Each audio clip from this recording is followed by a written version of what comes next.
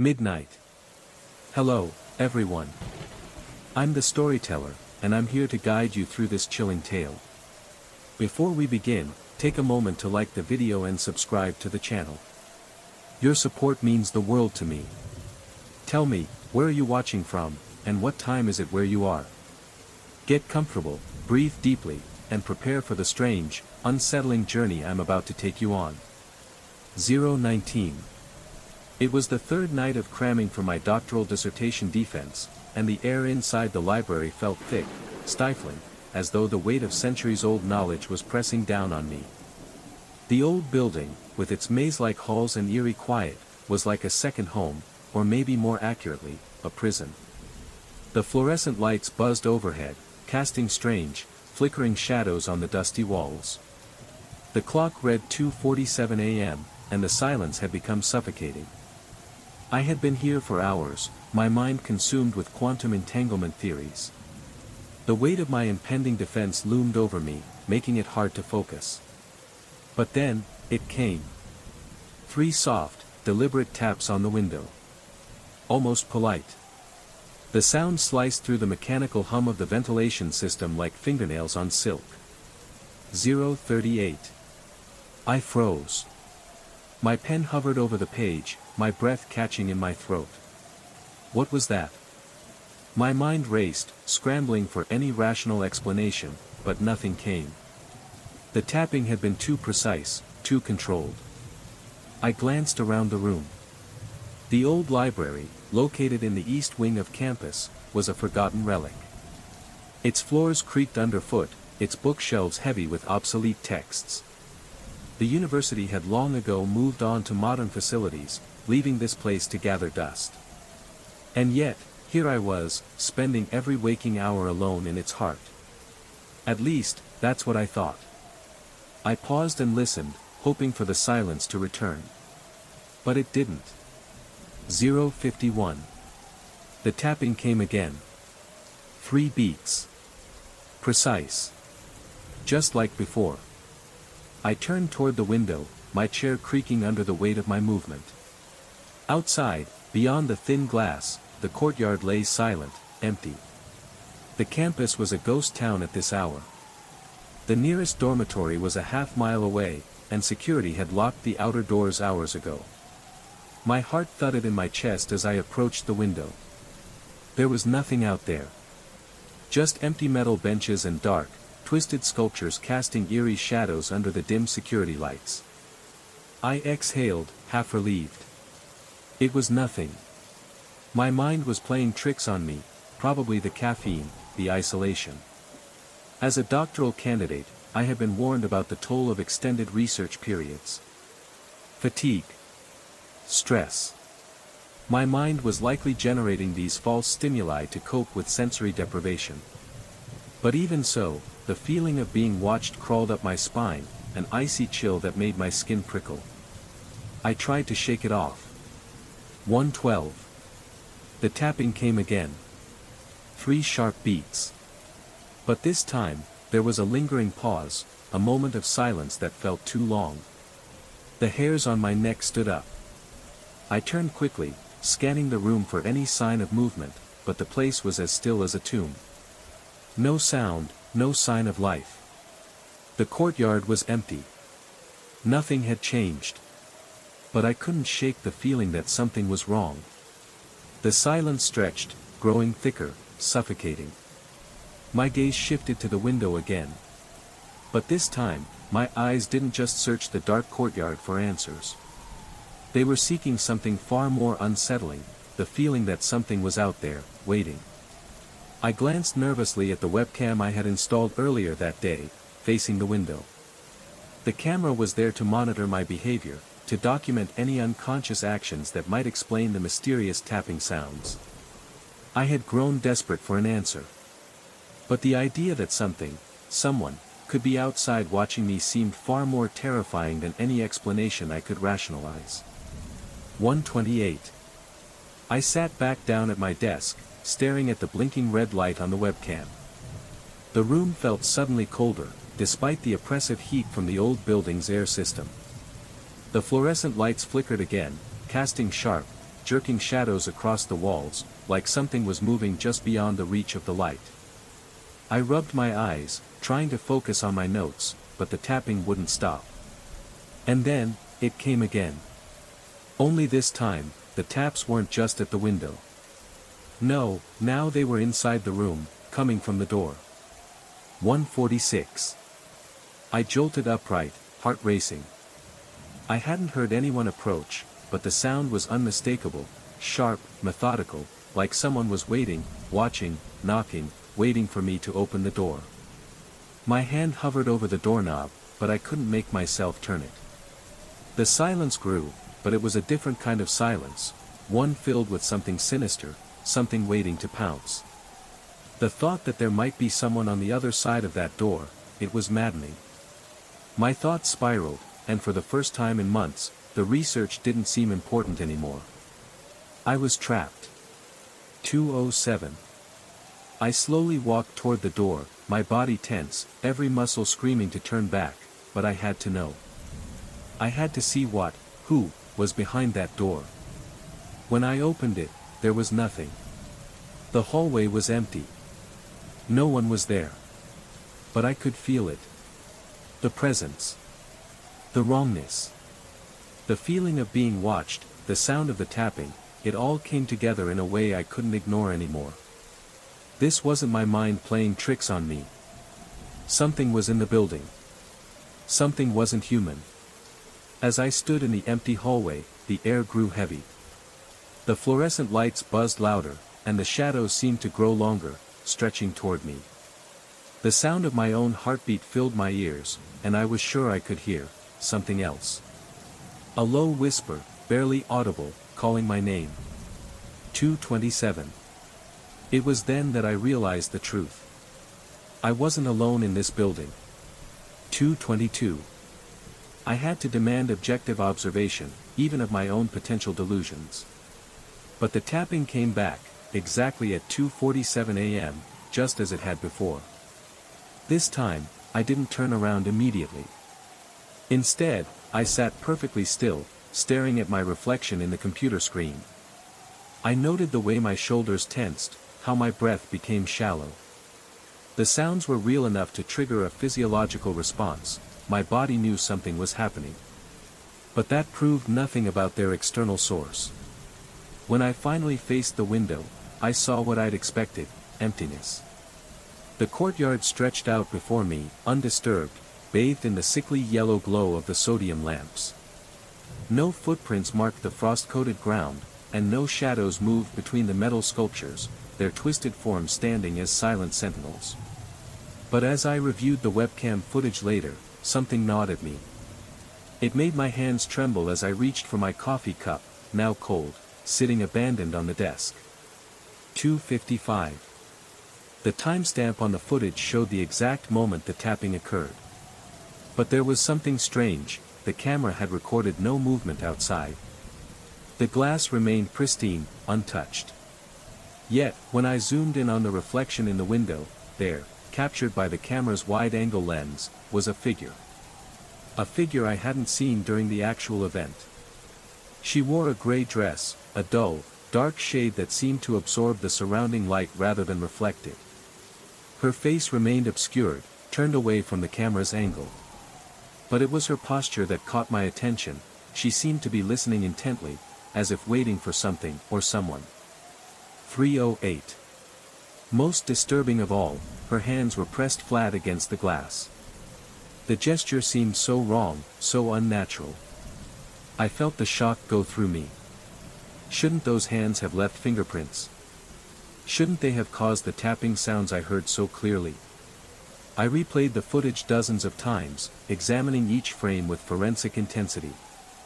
But no matter how much I scrutinized the footage, the reflection never moved in sync with any external presence. The woman's image simply existed in the glass, independent of the empty courtyard beyond. The seconds stretched longer and longer as I stared at the frozen footage, the eerie stillness of the reflection tormenting me. 322. Sleep became elusive after that discovery. I lay in my narrow graduate housing bed, staring at the ceiling, dissecting every possible explanation for what I had seen. Pareidolia, the tendency of the brain to perceive meaningful patterns in random stimuli. Maybe my sleep-deprived mind was simply creating elaborate hallucinations. After all, I had been working for weeks without rest.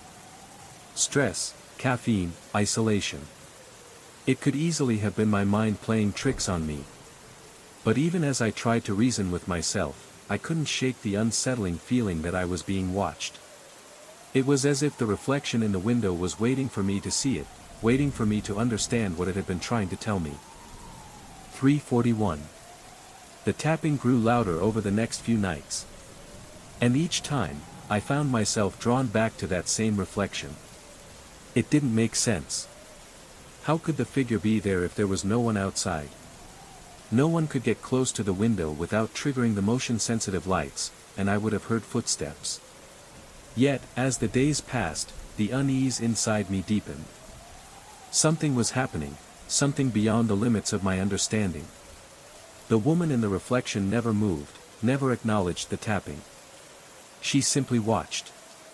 It was as though she was there for a reason, waiting, as if expecting something to unfold, and it filled me with an awful sense of foreboding. 3:55. One night, I set up a more sophisticated camera system, hoping to capture something, anything, that might explain the growing tension. As I sat back and watched the live feed, the screen flickered once, then twice. My heart stopped in my chest. There she was again, the figure, the woman in gray. This time, she wasn't just pressed against the glass. This time, she was moving, slowly, deliberately. Her hands shifted, as though she was feeling for something beyond the glass. The tapping resumed, louder this time, more forceful. But still, I couldn't hear her. Her lips didn't move. She never turned to face the camera. It was as if she were inside the glass, or at least, connected to it in a way I couldn't comprehend. I leaned forward, trying to steady my breath, but I couldn't tear my eyes away from the screen. Every fiber of my being screamed to turn it off, to look away, but I couldn't. The woman's figure grew clearer with every passing second, her form almost tangible through the reflection. I felt it then, the cold, like a creeping frost in the air, seeping into my bones. 4:10. My mind raced as I tried to convince myself it was all just the product of a sleep-deprived, stressed brain. But when I looked at the footage again, I knew, something was wrong. This wasn't just a trick of the light. I was witnessing something, someone, in the reflection. But who was she? And why was she always there, waiting for me to see her? I had to know more. I had to understand why she was watching, why she was haunting the edges of my reality. But the more I investigated, the further I seemed to spiral into madness, caught between the thin veil of what was real and what was, something else. Something far darker. 4:29. Hallucinations, I knew, typically affected direct perception, altering the way we viewed the world around us, but they didn't affect recorded media. Camera sensors, unlike human eyes, didn't suffer from psychological fatigue, nor did they interpret ambiguous shadows as human figures. The footage existed as objective data, clear, untouched by my mind's manipulations. Yet, the footage documented something that contradicted physical reality. That thought sent a cold shiver down my spine. Whatever I was seeing on the footage wasn't a trick of the light or a figment of my overstretched imagination. The reality I was witnessing didn't align with the world I thought I knew. 4:41. I began arriving at the library earlier each evening, setting up multiple cameras at different angles to cover every possible perspective. If the phenomenon was psychological, documenting my environment thoroughly might help identify triggers. If it was genuinely anomalous, something beyond my understanding, I needed evidence that couldn't be dismissed as delusion. I was desperate now. I had to understand what was happening. I needed answers, whether the truth was rational or terrifying. 4:55. The fifth night brought variations. The tapping came in sequences now, 3 beats, a pause, 2 beats, another pause, 5 beats. It was as if some invisible force was playing a maddening game of rhythm. At first, I thought it was just random, a sporadic occurrence. But soon I realized, it was deliberate.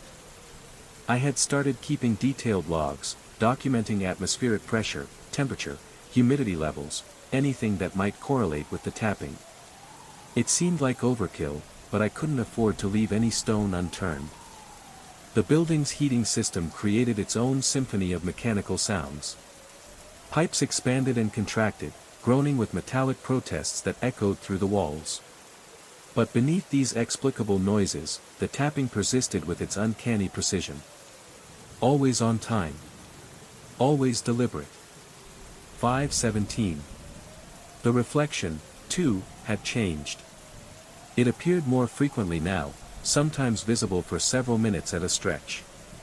The woman, if woman was the correct term, seemed to be communicating through her gestures, though I couldn't decipher their meaning. Her hands moved against the glass in patterns that felt intentional, urgent even. I'd started photographing the reflections, but the images never captured her clearly. The digital sensors rendered her as a blur of gray pixels, barely distinguishable from the photographic noise that accompanied the low-resolution footage. She was there, and yet, she wasn't. The woman remained frustratingly indistinct in every frame, a specter whose details were impossible to grasp. Only in the live footage did she appear to take form.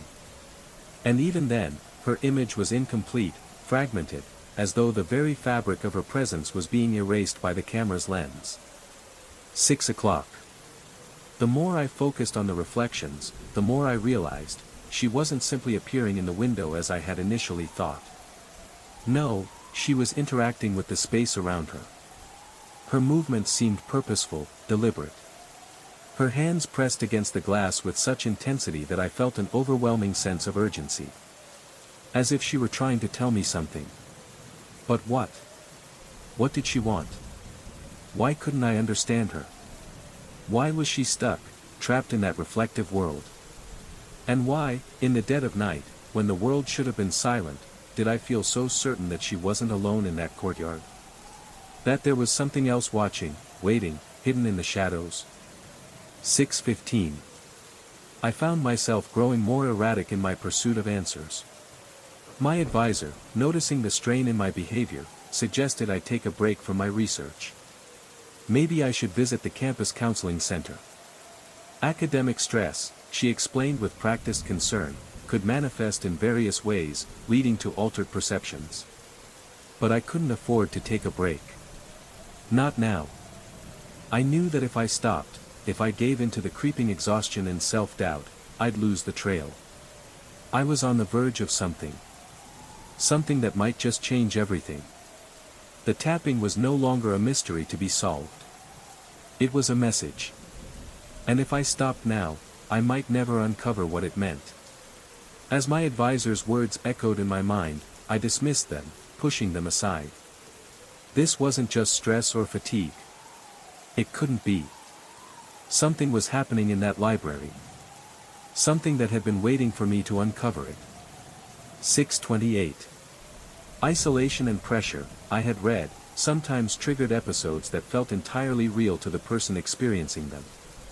But I couldn't abandon my investigation, not when each night brought new, perplexing details. The woman in the reflection, for example, began to exhibit peculiarities that couldn't be explained away by mere fatigue or stress. Her dress, if you could even call it that, seemed to belong to a different time. It exhibited textures and folds that suggested fabric from another era, something heavy, layered, and intricate. It didn't belong in the modern world. When she moved, the material didn't behave like any fabric I knew. It didn't flow with gravity. Instead, it seemed to move upward, resisting the pull of the earth. Sometimes, it would remain perfectly still, despite the apparent air currents. 6:41. I began to wonder if this woman was even truly of this world. Her presence had started to feel more and more like a disruption in the very fabric of reality. The laws of physics didn't seem to apply to her, and the more I scrutinized her movements, the more unsettled I became. This wasn't just a figure. This was something different. But what was she? And why was she here, in this forgotten corner of the world? The sixth night introduced yet another element to the strange occurrences. 6:55. Condensation. The building's dry heating system should have kept the air crisp and dry, but there it was, moisture forming on the inside of the window, precisely where the reflection's hands had been. The condensation took shape, forming handprint patterns, pale and precise, streaking across the glass. And they didn't disappear. They persisted for hours, long after normal evaporation should have occurred. I couldn't help myself. I collected samples of the moisture for analysis, though I suspected any results would prove inconclusive. 7:08. The liquid tested as ordinary water, containing typical atmospheric humidity ratios, nothing particularly extraordinary about its composition. But the way it formed, the way it seemed to cling to the glass in patterns that matched the woman's hands, it didn't make sense. It didn't fit with the physical world around it. And yet, there was more. Temperature readings near the window revealed fluctuations that correlated with the reflection's appearances. The glass surface would drop several degrees below the ambient temperature, creating microclimates that had no meteorological explanation. The cold spots followed the woman's movements, as if her presence was displacing thermal energy. 7:26. Documentation became an obsession. I filmed continuously, maintained detailed logs, cross-referencing environmental data with each manifestation. I meticulously tracked every detail, the temperature fluctuations, the condensation, the exact times the woman appeared. I needed proof. Concrete, undeniable evidence that I wasn't imagining this. That this wasn't some terrible delusion conjured by my overworked mind. The more data I accumulated, the clearer the picture became. What I was witnessing wasn't a simple hallucination. It was something real, something that existed in the space between perception and reality. It was substantial enough to affect physical phenomena, temperature, condensation, and even the air itself, yet impossible to observe directly. It existed in a space just beyond the veil of the natural world. 7:39. My sleep schedule deteriorated completely. Insomnia kept me alert during peak manifestation hours, when the tapping would begin, and the woman's figure would appear in the glass. But during the day, I was a wreck. Exhausted. My mind fogged from lack of rest. Coffee became my lifeline, but it wasn't enough. I could feel myself unraveling. The boundary between wakefulness and sleep was beginning to blur. My own reflection seemed to flicker in and out of existence, like I, too, was becoming part of whatever strange force had taken hold of the library. 7:52. Every night, the presence became more defined. Her hands, cold, ghostly, pressed against the glass as though she were begging me to understand. And each time I tried to reach out, to find an answer, she disappeared, leaving only the lingering sensation that I was being watched. There was something out there, something more than just a reflection. And the more I researched, the deeper I went into this abyss, the more it felt like she was pulling me in. 8:30. The fog of chronic sleep deprivation had become unbearable. No amount of caffeine could compensate for the cognitive haze that clouded my thoughts. Simple tasks, once easy, had grown monumentally difficult, and yet, strangely, complex theoretical work felt almost effortless. It was as if my altered mental state was granting me access to insights I would have never reached before, insights that, on the surface, seemed to transcend the boundaries of human understanding. It was unnerving, like my mind was stretching itself in ways it was never meant to, reaching for answers that may not have existed. But those moments of clarity were fleeting, and they came at a price. The constant mental strain had begun to wear me down. 8:46. My colleagues began avoiding me. They had noticed the change, my hollow eyes, the trembling hands, the unmistakable signs of someone on the brink of psychological collapse. They asked if I was okay, if I needed a break. But their concern felt distant, irrelevant. They couldn't understand what was truly happening, not the way I did. The real mystery wasn't in the tired lines beneath my eyes or the anxious tremors in my hands. It was in the empty office, the dark corner of the library where the tapping and the reflection had begun their nightly dance. And so, I continued, pushing forward, unable to stop now, even though it felt as though I was spiraling toward the edge of something far more dangerous than I had initially anticipated. 9:01. The seventh night brought the most disturbing development yet. The reflection began to change, shift. The woman in the glass was no longer a passive observer. She turned toward the camera. It was subtle at first, almost imperceptible, but when I caught it, I felt my heart stop. She was aware of the camera. She was aware of me. Her face, her features, began to emerge slowly, taking shape in a way that made my stomach twist with dread. But there was something wrong with it. Her face was too angular. It was distorted in ways that defied natural human proportions. Shadows fell incorrectly across her features, and her proportions were unnerving, unsettling to look at, like trying to comprehend a geometric shape that shouldn't exist in three-dimensional space. 9:15. Staring at her face required mental effort, like trying to visualize four-dimensional geometry, something theoretically possible but ultimately unsustainable for the mind to hold for long. It felt like an intellectual paradox, an image that could exist, but shouldn't. Yet, there she was, her reflection staring back at me through the glass, drawing me in despite every instinct in my body screaming for me to look away. And then, it happened. She seemed aware of me now. Aware of my presence.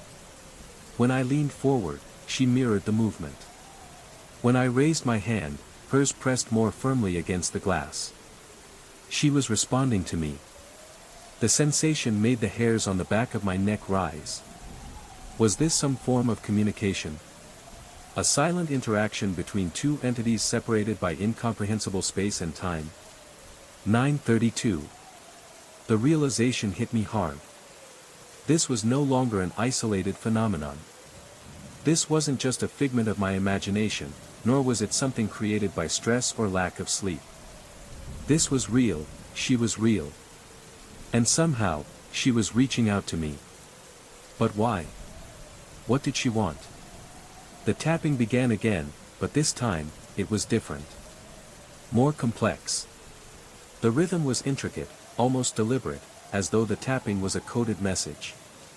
It was as if the sound was no longer random but carried intention. The sequence felt oddly familiar, rhythmic.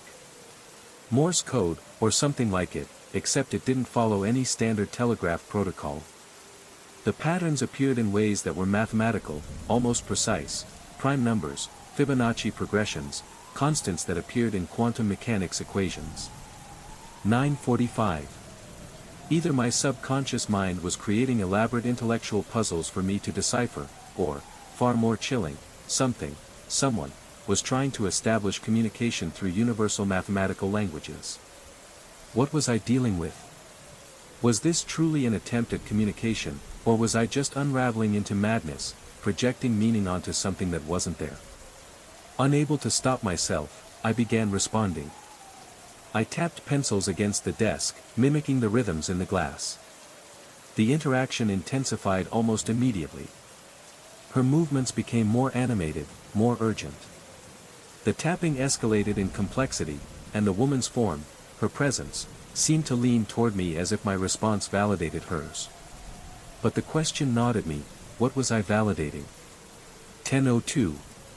If she existed only in my imagination, then these elaborate communication protocols were nothing more than a figment of my delirious mind. A self-deception that I was constructing to make sense of a reality that no longer adhered to any logical principles. But if she wasn't just a hallucination, if she was real, then what was she? Every fiber of my being screamed to stop, to break away, but I couldn't. The pattern, the puzzle, the mystery had pulled me in deeper than I had ever anticipated. I had started this investigation out of curiosity, but now, it felt like I was being led down a path from which there was no return. And the worst part? I was no longer sure if I wanted to turn back. 10:46. If this was external, then I was potentially making contact with something that operated beyond normal physical laws. The distinction between the two, psychological or supernatural, seemed to matter less with each passing night. Whether it was my mind unraveling or I was truly interacting with something beyond this world, the experience had become the most significant event of my academic career. My dissertation research paled in comparison to this investigation. It had become my obsession, an attempt to uncover the boundaries between perception and reality. 11:04. On the 8th night, it happened. She finally turned fully toward the camera. Her face, my face, was now clearer. But something was terribly wrong. Her features were unmistakably male, yet somehow rendered feminine through impossible geometry. Familiar, yet alien. Recognizable, yet wrong. Looking at the footage later induced a vertigo so intense that I had to grip the desk to steady myself. I couldn't comprehend it at first. What I saw in the reflection wasn't a stranger. It wasn't even just a woman anymore. It was me, myself, but twisted through the glass, distorted, translated through dimensional barriers that warped everything. My form, my essence, altered and fragmented, was trying to break through. 11:24. The reflection was showing me myself, but from the other side of reality, like a reflection of a reflection, a fractured version of who I thought I was. Was this an attempt to show me my true self, or was it a perverse trick of my mind? My psyche, splintered under the stress and isolation, had started constructing elaborate metaphors for self-recognition. It was as if all my internal psychological conflicts were manifesting as external, supernatural encounters. Both explanations seemed to carry weight. Both felt true, and yet, both were utterly inadequate. I couldn't escape the growing sense that something more profound was at play here, something far beyond simple mental breakdowns or hallucinations. I was standing at the edge of something incomprehensible. 11:37. The condensation patterns on the glass began to change once more. They grew more elaborate, more intricate. Now, they formed symbols, symbols that resembled no known writing system I had ever encountered. Geometric forms appeared in the moisture, triangles, spirals, interconnected shapes that seemed to fold in on themselves, shifting like pieces of a puzzle that no one had ever solved. The more I stared at them, the more they felt alive, as if they were beckoning me to understand something hidden within. Photographing these patterns proved futile. The images showed nothing more than random water droplets, chaotic and lacking order. The camera couldn't capture what my eyes saw standing right before the window. The symbols were clear, intentional, and alive, but they refused to reveal their meaning on film. Only direct witness, only me, could perceive their significance. 11:56. Yet, despite their clarity in person, I remained unable to interpret their message. The more I studied them, the less I understood. It was as if the symbols were intentionally withholding their meaning from me, taunting me with something beyond my comprehension. My advisor, deeply concerned by my state, scheduled an intervention. My department colleagues, alarmed by my deteriorating appearance and increasingly erratic behavior, voiced their concerns.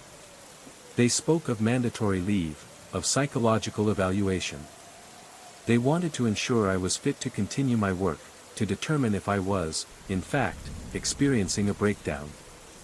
I couldn't blame them for their concern. I could feel it too, this creeping madness, this pull towards something beyond my understanding. But I couldn't stop. I couldn't walk away from this. Not now. I was too close. The tapping. The reflection. The condensation. The symbols. I had to understand it. I had to find out what was trying to communicate with me. But what if I had already crossed a line? What if I had already ventured too far into the unknown, too deep into the madness? 12:51. Evaluation. Professional help. Their words sounded distant, filtered through layers of exhaustion and obsession. How could I explain this? How could I make them understand? I wasn't just going crazy. I was documenting the most important discovery in human history, the boundary between mental and physical reality was proving to be far more permeable than anyone had suspected. Consciousness itself, I believed, might be leaking through dimensional barriers, creating manifestations that defied all conventional understanding. But who would believe me? Who could? 1310. Theories. Thoughts. My mind raced, but I couldn't share them. I couldn't make them see. The more I tried to express the significance of my findings, the further away they seemed. Their concern felt distant, irrelevant. How could they understand what I was experiencing, what I was living through? And then, the final night came. Although I didn't know it would be the final night, it brought with it perfect clarity. The truth, as brutal and beautiful as it was, revealed itself in its entirety. 1323. The reflection appeared immediately when I entered the office, as if she had been waiting for me. Her movements were deliberate, almost choreographed, building towards some kind of resolution. The tapping started again, but this time, it wasn't just random. It came in complex symphonies, rhythms layered upon rhythms, creating acoustic patterns that seemed to resonate deep within my bones. The sound didn't reach my ears the way sound usually did. It bypassed them entirely, vibrating directly through my skeleton, until my entire body became a tuning fork. I could feel the vibrations in my teeth, in my fingertips, in the marrow of my bones. My body responded to frequencies beyond the audible range, reverberating with the sound of something I couldn't see, couldn't fully understand. 1335. She pressed both hands against the glass, and for the first time, I heard her voice, not through the window. Sound doesn't travel through vacuum-sealed glass, yet the voice entered my mind as though it had bypassed all physical barriers. The words formed without language, concepts that transmitted meaning without the need for linguistic structure. It was as though my mind had become a receiver, attuned to frequencies I had never known existed. 1354. The message was simple, but it was also terrible. Beautiful, yet horrific in its implications. She was me. And I was her. Two aspects of the same consciousness, separated by dimensional barriers that occasionally thinned enough to permit contact. The realization hit me like a shockwave, sending ripples through my entire being. The office window wasn't just glass, it was a membrane between parallel states of existence, a barrier where alternate versions of reality played out simultaneously. 1414. My research into quantum entanglement had unknowingly created a resonance between these parallel states. Hours of intense focus on dimensional theory, coupled with my obsession, had somehow attuned my consciousness to frequency bands where other versions of myself existed. I had opened a door, no, a fracture, into a parallel reality, one where a different version of me existed, a reflection through a glass that had never been meant to be crossed. The woman in gray, I understood now, was showing me what I looked like from the other side of possibility. Or was it my fragmented psyche that had created her? Was she an aspect of my mind, split off into another dimension, a fractured piece of my own identity struggling to reconnect? 1433. The possibilities were overwhelming. Was this really a supernatural encounter? Or was it the consequence of my research? Was the boundary between perception and reality dissolving because of what I had done, or was it all part of a deeper, internal unraveling? In that moment, I couldn't tell where the science ended and the madness began. 1458. Delusions. That's what they said it was. An elaborate coping mechanism to deal with academic pressure and social isolation. The symptoms lined up perfectly: stress-induced psychotic episodes, auditory hallucinations, visual disturbances, and paranoid thinking. Elaborate delusional systems that felt more real than the world around me. Both explanations, psychosis or something supernatural, remained equally valid in my mind. But which was the truth? Or was there any truth at all? As I packed my research materials for the last time, it felt like a chapter closing, one I never wanted to end. The department had made their decision about my fitness for continued study. Professional help was mandatory. They said recovery would come when I accepted that the manifestations weren't real. They said it was about coming to terms with my mind, not the world. But how could I?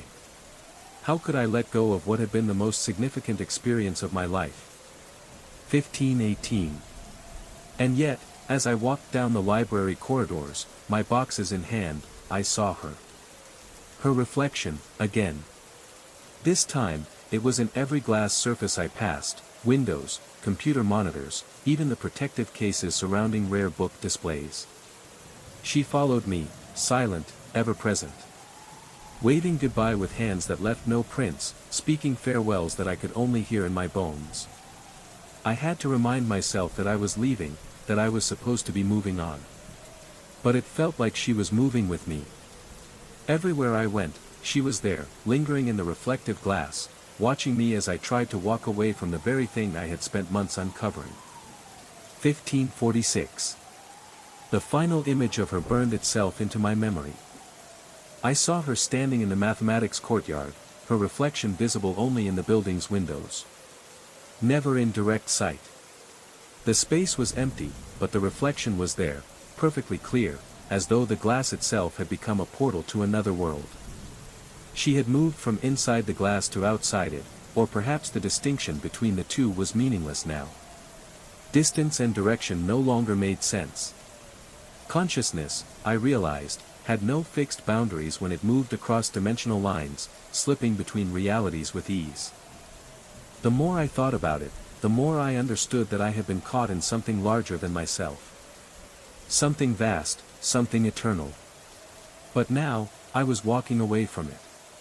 Or was I? 1600 hours. As I left campus, I tried to convince myself it was over. My time at the library, my research, my obsession with the tapping and the woman, it was all behind me. But in the quiet of my new apartment, far from campus, would sometimes hear the sound again. 3 soft taps on the window. It would happen late at night, when I was studying, when the world felt still, and the silence seemed too thick to bear. And then I would wonder. Was I healing? Had I truly moved on? Or was this just another phase in a journey that would never end? Could I ever fully let go of what I had experienced? Could I ever escape the sensation of being watched, the haunting presence of the woman in gray, who had once mirrored my every move? 1619. The doctors say this is progress. Acknowledging the hallucinations while maintaining critical distance. They're pleased with my recovery. My return to rational thinking. My acceptance that the experiences weren't objectively real. But late at night, when I'm alone with my thoughts and the taps come again, I wonder. Is this truly healing? Or is it just another form of denial, pushing the truth deeper into my mind? The woman, the tapping, the glass, they are still there, just beneath the surface, waiting. And I wonder if I'll ever be able to fully escape the boundary between what's real and what's not. 1654. Healing, they said, meant moving on. But what if moving on meant losing access to the truths that existed beyond the boundaries of consensus reality? The woman in gray still visits my dreams, her presence lingering in the corners of my mind. She shows me equations, mathematical formulas that describe the consciousness itself, equations that explain how awareness leaks between parallel dimensions. I wake with fragments of these revelations, insights that feel like they should change everything. But daylight always dissolves their meaning, turning them into nothing more than fragments of ordinary madness. Perhaps that's the real horror, not that I experienced impossible things, but that recovery means accepting they never happened at all. If the woman, the tapping, the glass, none of it was real, then what does that mean about my entire experience? What does it say about the world I thought I knew? 1734. The first time I heard the heavy dresser sliding across the hardwood floor of Marcus' bedroom, I convinced myself it was just the house settling. Old colonial homes do that, creak, groan, shift their weight like sleeping giants. But settling doesn't usually sound like furniture being deliberately repositioned with methodical precision. I was sitting in the living room, nursing my 3rd cup of coffee, staring at the evening news without really watching when the sound began. A slow grinding scrape of wood against wood, punctuated by the soft thud of something heavy coming to rest. The noise lasted exactly 12 seconds. I counted afterward, replaying it obsessively in my mind. Marcus had been dead for 3 months. The realtor had assured me that selling the house would be straightforward, despite the circumstances. "Market's hot," she'd said with practiced enthusiasm, carefully avoiding mention of why I was selling my brother's place. But first, I needed to sort through his belongings. A task I had been postponing since the funeral. Tonight was supposed to be the beginning of that process. 1758. I climbed the narrow staircase, each step releasing a familiar groan from the ancient wood. The hallway stretched before me, longer than I remembered from childhood visits. Marcus' bedroom door stood slightly ajar, a faint crack of darkness beyond. My heart thudded in my chest, and for a moment, I stood there, staring at the door, trying to force myself to move forward. I had to do this. I had to face his things. It wasn't just about selling the house, it was about closing a chapter of my life. But as I stepped forward, I couldn't shake the feeling that something was wrong.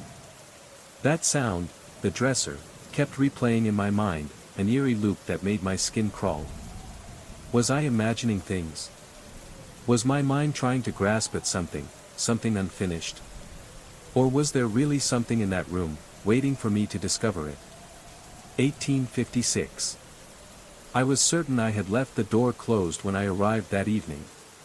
But now, as I stood at the foot of the stairs, I saw the gap, perhaps 6 inches wide. Just enough to suggest an invitation, one I didn't want to accept. The dresser had moved.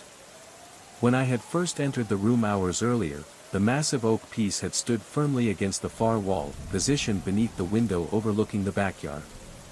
Now, it sat squarely in front of the door, its bulk creating an imposing barrier between the hallway and the rest of the room. The thing had to weigh at least 300 pounds, loaded as it was with Marcus' clothes and personal effects. 1909. I pressed my shoulder against the side of the dresser, testing its weight. It didn't budge. It was immovable, a solid block of wood that had no business shifting on its own. The surface felt oddly warm beneath my palm, as if it had been recently exposed to direct sunlight. But that was impossible, the evening light filtering through the window was pale and indirect. It couldn't have come from the window, not at this hour. My mind raced. How? How could it have moved?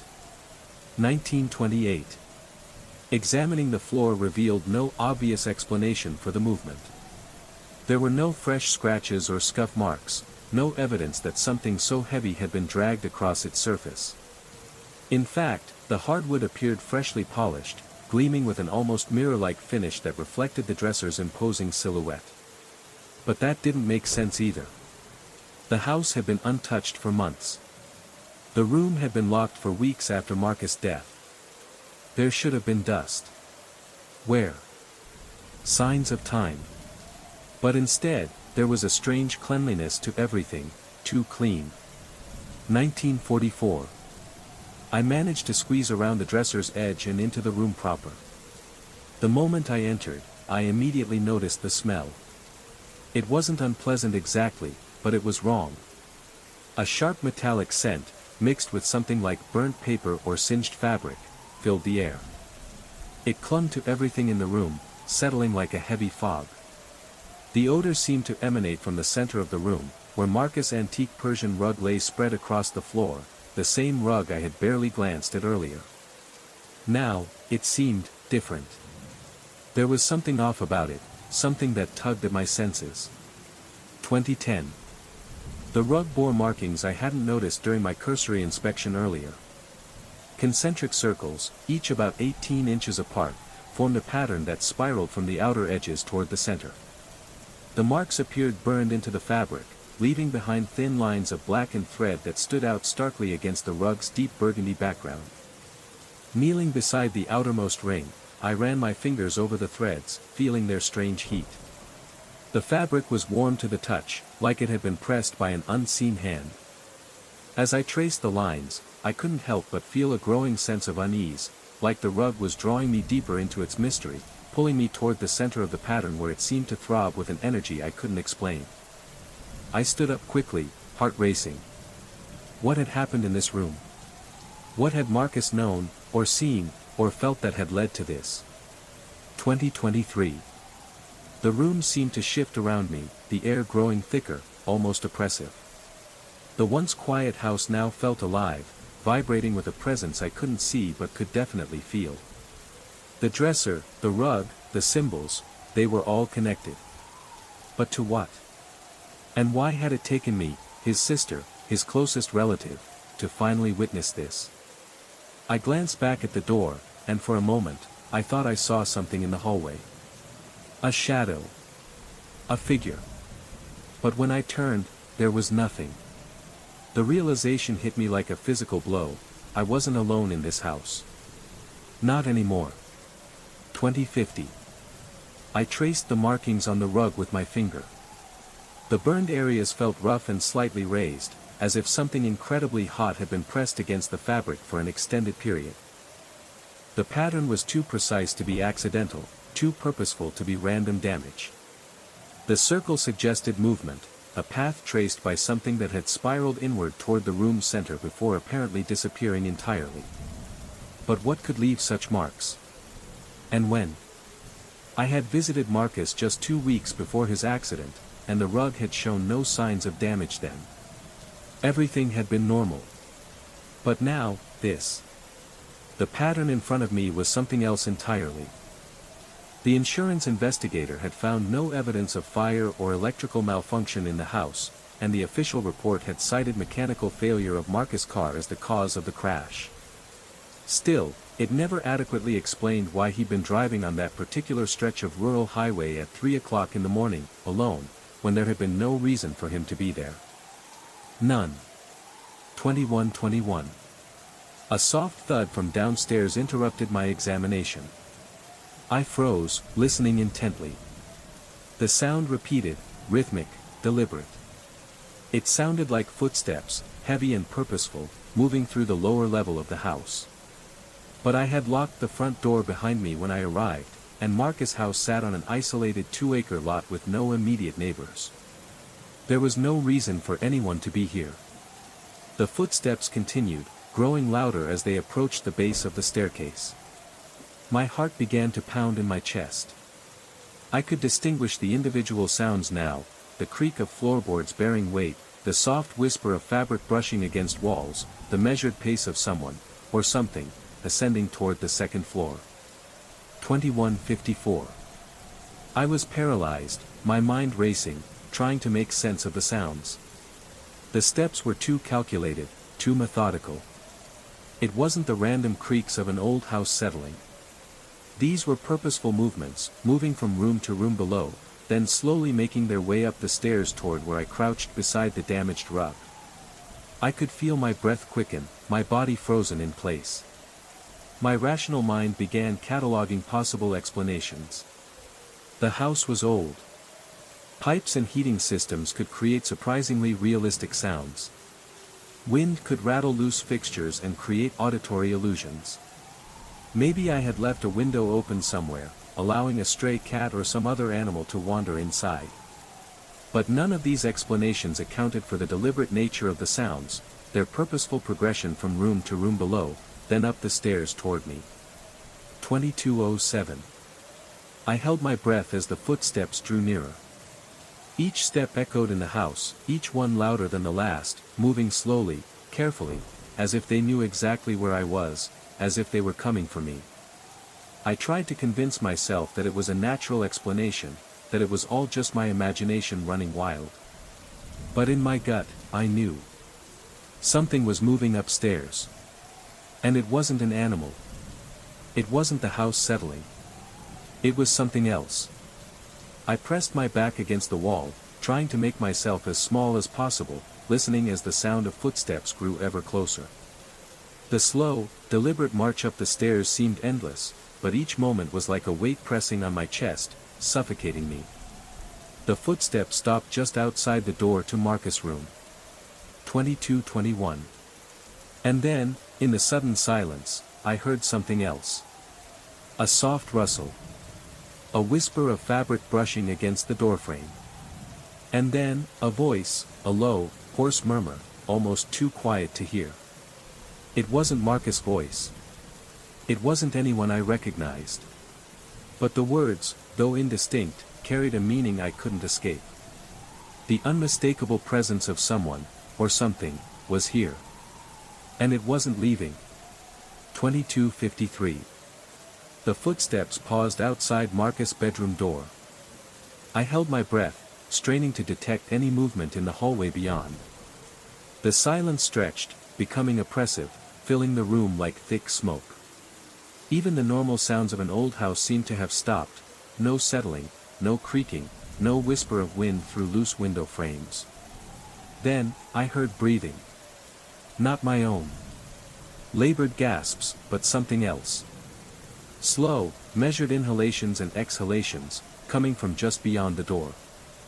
The rhythm was wrong somehow, too controlled, as if whatever was breathing was doing so with conscious effort, rather than natural reflex. It was the kind of breathing you hear when someone is trying to remain unnoticed, trying to hide but still too aware of their surroundings. I found myself backing toward the window, my eyes fixed on the narrow gap where the door stood ajar. The breathing continued, unmoving, maintaining its unnaturally steady cadence in the growing darkness. The gap seemed to pulse with its own dim light, though I couldn't identify the source of the illumination. 23:14. The metallic smell grew stronger, mixing now with something else, something thick, sour, organic. It reminded me of wet earth, of decomposing leaves. The combination was nauseating, invasive, filling my nostrils and coating the back of my throat with an unpleasant thickness. My body screamed at me to leave, to run, but my feet refused to move. I realized, with sudden clarity, that I was no longer alone in the room. The presence wasn't visible, not in any conventional sense, but I could feel it. I could feel it with absolute certainty. Something shared the space with me. I wasn't imagining it.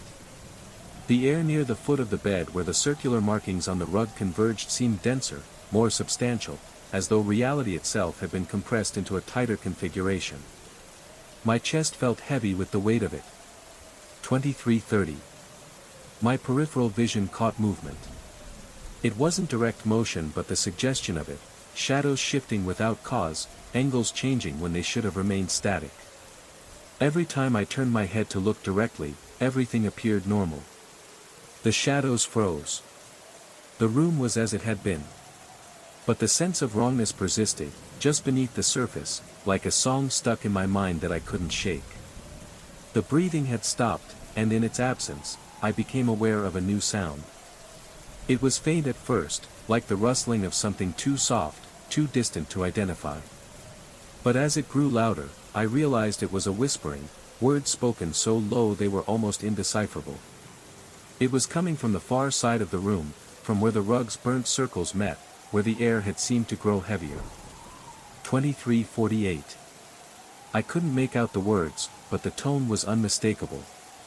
It was calling me. I could feel it, the call. Not to my ears, but deeper, somewhere far more primal, buried beneath layers of fear and confusion. My mind screamed at me to run, to leave the room, but my body remained frozen in place, caught between the compulsion to move and the weight of the presence that demanded I stay. I wanted to scream. To call out. But my voice failed me. The only sound in the room was the whispering, the heavy breathing, and the slow, deliberate movement just beyond my sight. The air seemed to thicken, each breath more difficult to take than the last. Then, I saw it. A figure, or rather, the outline of one, appeared at the edge of my vision. A shadow in the corner of the room, tall, shapeless, formless, just out of reach of the light. The presence was no longer an abstract feeling. It had become tangible. 2400 hours 05. The room was no longer a room. It had transformed into something else, a space caught between dimensions, where physical reality and something else collided, overlapped. The air shimmered with a low hum, and in the center of the room, something glowed, faintly at first, but growing stronger with every second. I closed my eyes, trying to block out the sight, the presence. Trying to force myself to wake from whatever nightmare this was. But when I opened them again, the glow was still there, burning brighter now, shifting like a liquid. I wasn't alone. I could feel it. The presence was moving closer, and I was helpless. I was trapped. 25:01. The sound was unmistakable, soft scraping, like fingernails dragging across rough surfaces. But the noise seemed to originate from multiple points around the room simultaneously, creating an eerie echo effect that made it impossible to pinpoint any single source. It was as if the room itself was alive, shifting, scratching at the edges of reality. I fumbled for my phone, desperate for the comfort of its bright screen, the reassurance of connection to the outside world. My fingers shook as I grasped it, but something was wrong. The device felt strange in my hands, warmer than it should have been, its surface somehow sticky despite being clean when I had last handled it. The screen flickered to life, displaying a time that couldn't be correct. 3:17 a.m. I had entered the house at 7 o'clock in the evening. Even accounting for my examination of the room, the time spent listening to the mysterious sounds, no more than 2 hours could have passed. Yet my phone insisted that over 8 hours had elapsed, placing me squarely in the dead of night. 25:19. I stared at the screen, my heart pounding.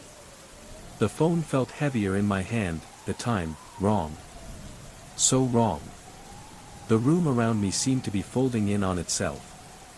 The scraping sounds intensified, now accompanied by something far more unnerving, whispers. Words spoken too softly to understand, but carrying an unmistakable urgency. The voices, if that's what they were, seemed to emanate from the burned circles on the rug, rising like smoke from the blackened threads, their hissing murmurs wrapping around me. It felt like the fabric itself was trying to speak, to communicate something hidden in the air. 25:33. I pressed myself against the window, feeling the cool glass against my back. Outside, the familiar landscape of Marcus' backyard had transformed into something alien and unwelcoming. The trees stood motionless, despite what should have been a steady evening breeze. Their branches froze in unnatural positions, as though caught in a single, rested motion. The very air outside seemed to be still, suffocated by something I couldn't see, but felt in my bones. The grass, too, had changed. It appeared brittle, colorless, as if leached of life by some unseen force. The once lush yard was now a barren stretch of earth, drained of its vitality. 25:51. Most disturbing of all was the absence of light. No street lamps, no glow from neighboring houses, no reflection of stars or moon in the sky. The darkness beyond the window was absolute, unnatural, like a black void stretching endlessly, as though the house existed in isolation, severed from the rest of the world. I felt the oppressive weight of it pressing in on me, the isolation closing in, making me feel smaller, trapped. The house was no longer just a house. It was a place that existed somewhere else, somewhere beyond the ordinary world. 26:08. The presence in the room had grown stronger. More defined. I could almost feel it now, as though it were standing right behind me, its presence saturating the air, the very walls, the floor beneath my feet. The scraping had stopped, but the whispers, the voices, continued, rising in volume and urgency. I couldn't make out the words, but I could feel their weight, their meaning pressing against me. It was as if the room itself had become a gateway, a conduit between something other, something ancient, perhaps, and whatever was left of the world outside. I glanced over my shoulder, half expecting to see someone, or something, standing in the doorway. But the room was empty, save for me and the lingering echoes of whatever had taken hold of this place. 26:21. The shadows in the corners of the room seemed to shift, stretching and pulling in unnatural ways. The air felt thicker, as if every breath I took was more difficult than the last. I felt the weight of my own heartbeat, like it was all that kept me tethered to reality. But reality itself seemed to be slipping away, thread by thread. 27:04. I could make out its shape now, tall, and possibly thin, composed of angles that didn't quite make sense when viewed together. It moved with fluid grace around the perimeter of the circular markings, following the burned path with precise, deliberate steps. Each circuit it completed brought it closer to the center, closer to where I cowered against the window. The pattern of its movement matched the spiral burned into the rug exactly, as if it were retracing a path it had followed many times before. It was almost ritualistic, like it had a purpose, one that I couldn't begin to understand. 27:16.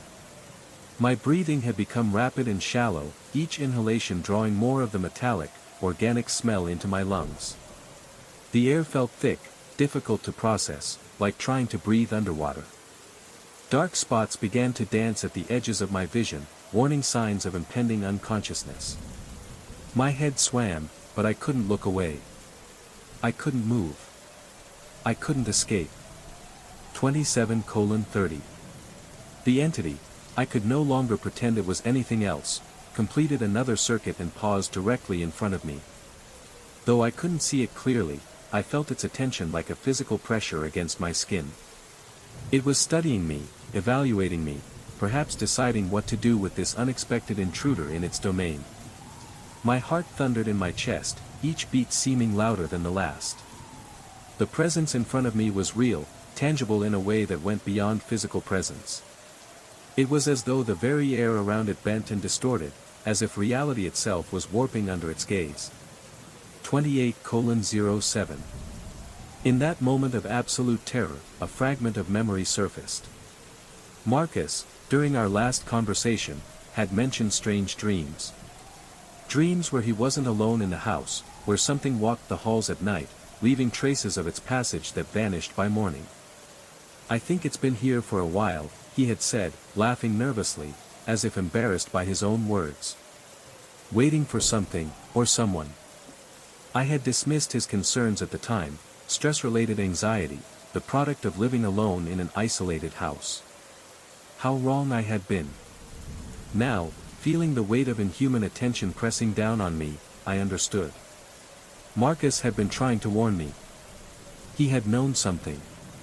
This thing, whatever it was, had been in the house long before my arrival. 28:24. I was no longer just a visitor. I was an intruder. An unwilling participant in whatever this thing had been waiting for. 28:38. The presence began to move again, completing its final circuit. As it reached the center of the spiral, the burned markings on the rug began to glow with a dim, pulsing light. The illumination revealed nothing concrete, nothing that could be grasped or understood, but somehow, it made the wrongness of the situation even more palpable. The light didn't make the room clearer, it made it worse. It was as though the light itself was revealing something that shouldn't be seen, something that had been hidden, buried beneath layers of reality. The pulsating glow grew stronger, and in that moment, I realized the truth. Whatever this was, it had been here long before I set foot in the house. It had been waiting for Marcus, and now, it was waiting for me. 29:09. I closed my eyes, unable to watch whatever was about to happen. The scraping sounds reached a crescendo, joined now by a low humming that seemed to resonate deep within my bones. The temperature in the room plummeted, and I could see my breath in small, rapid puffs, each exhale a sign of the unnatural cold that had descended. I braced myself, waiting for something, anything, to happen, but when I opened my eyes again, everything stopped. 29:26. The sounds, the presence, the oppressive atmosphere, all of it vanished in an instant. The room, which had moments ago been filled with unexplainable terror, now felt strangely normal again. Or, at least, as normal as a dead man's bedroom could feel.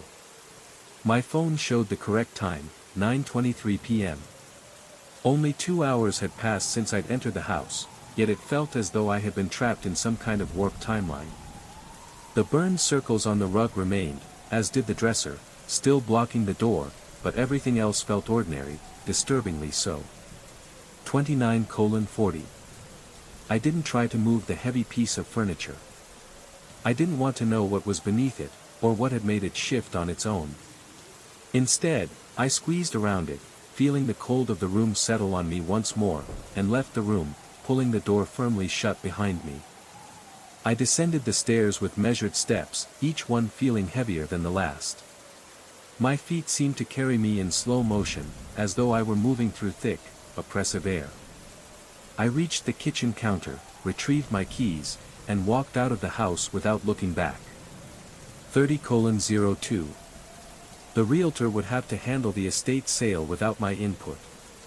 Whatever Marcus had encountered in that room, whatever had traced those spiral patterns into his rug and moved his furniture with impossible ease, could keep the house. Some inheritances aren't worth claiming. I was done.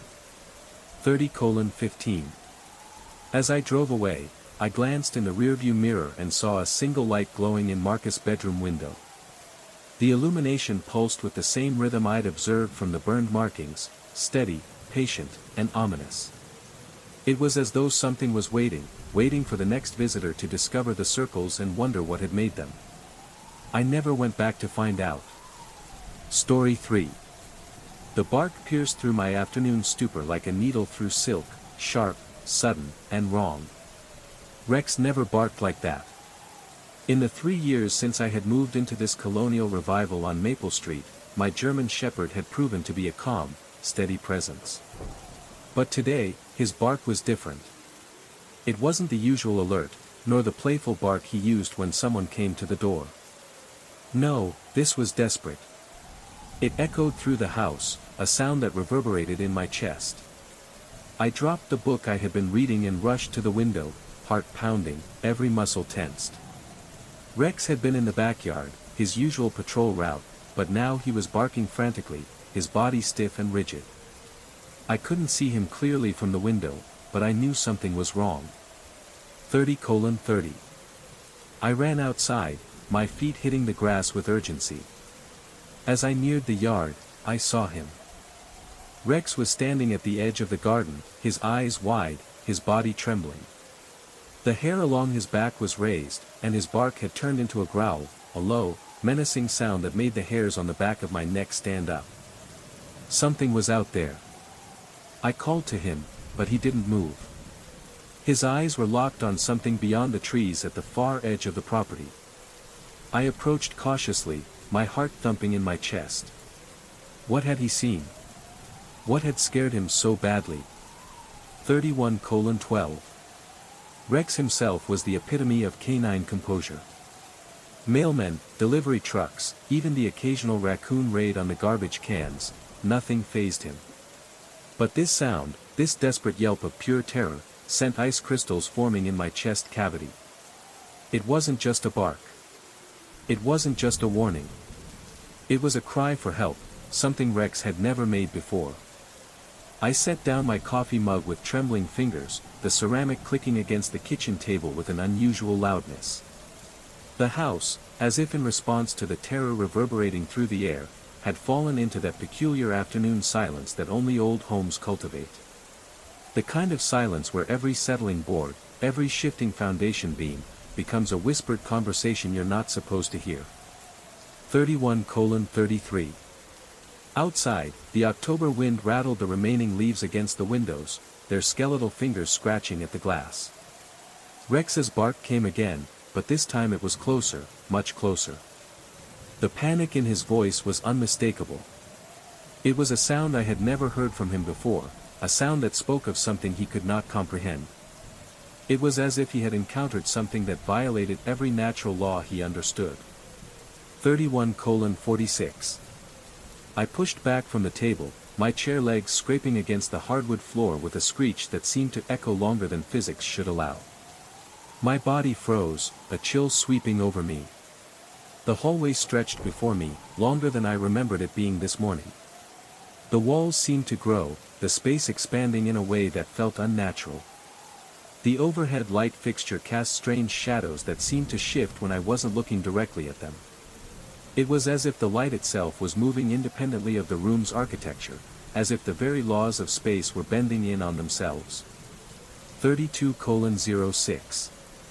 The sunlight filtered through the front door's frosted glass panel, creating patterns on the floor that moved independently of the swaying branches outside. It was too perfect. Too deliberate. The patterns on the floor seemed to pulse, as if they had a life of their own, separate from the natural world. That's when I saw it. The antique chest of drawers, the one my grandmother had gifted me when I first moved into the house, was wide open, gaping like a wound. The mahogany piece, which had stood sentinel in the hallway for 3 years, was now disrupted, its drawers exposed as though it had been violated by an invisible hand. The second drawer hung askew, its brass handles catching the fractured light and throwing it back in sharp, angular reflections. 32:23. Papers were scattered across the floor around the chest's base, documents that had been carefully organized just this morning when I'd retrieved my insurance policy. They were now scattered in disarray, as if someone, or something, had rifled through them in a hurry. Rex stood frozen in the center of the hallway, his massive frame rigid with tension. His hackles were raised in a perfect ridge along his spine, and his dark eyes were fixed on something beyond my perception. He wasn't barking anymore. He was just watching. 32:41. And that's when I realized, I wasn't alone. Something was in the house with us. Something outside of my understanding, something that Rex could see, but I couldn't.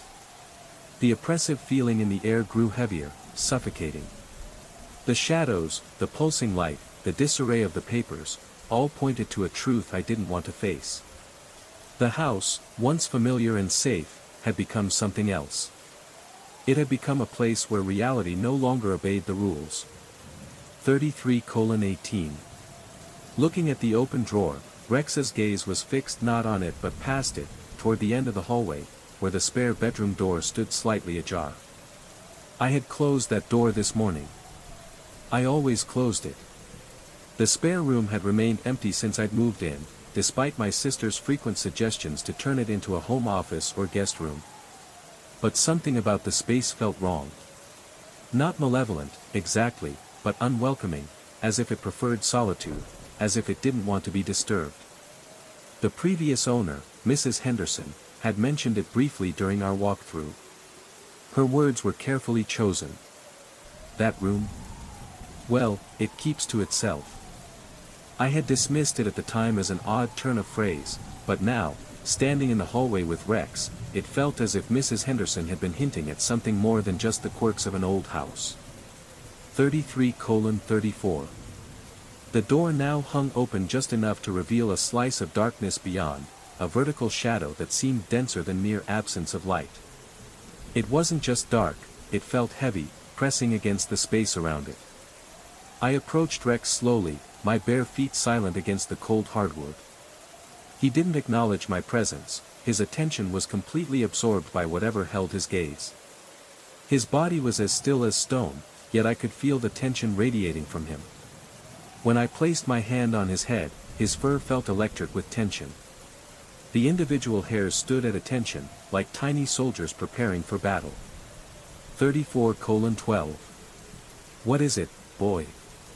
The words came out barely more than a whisper, the question heavy on my tongue. Rex's ears twitched, but he didn't look at me.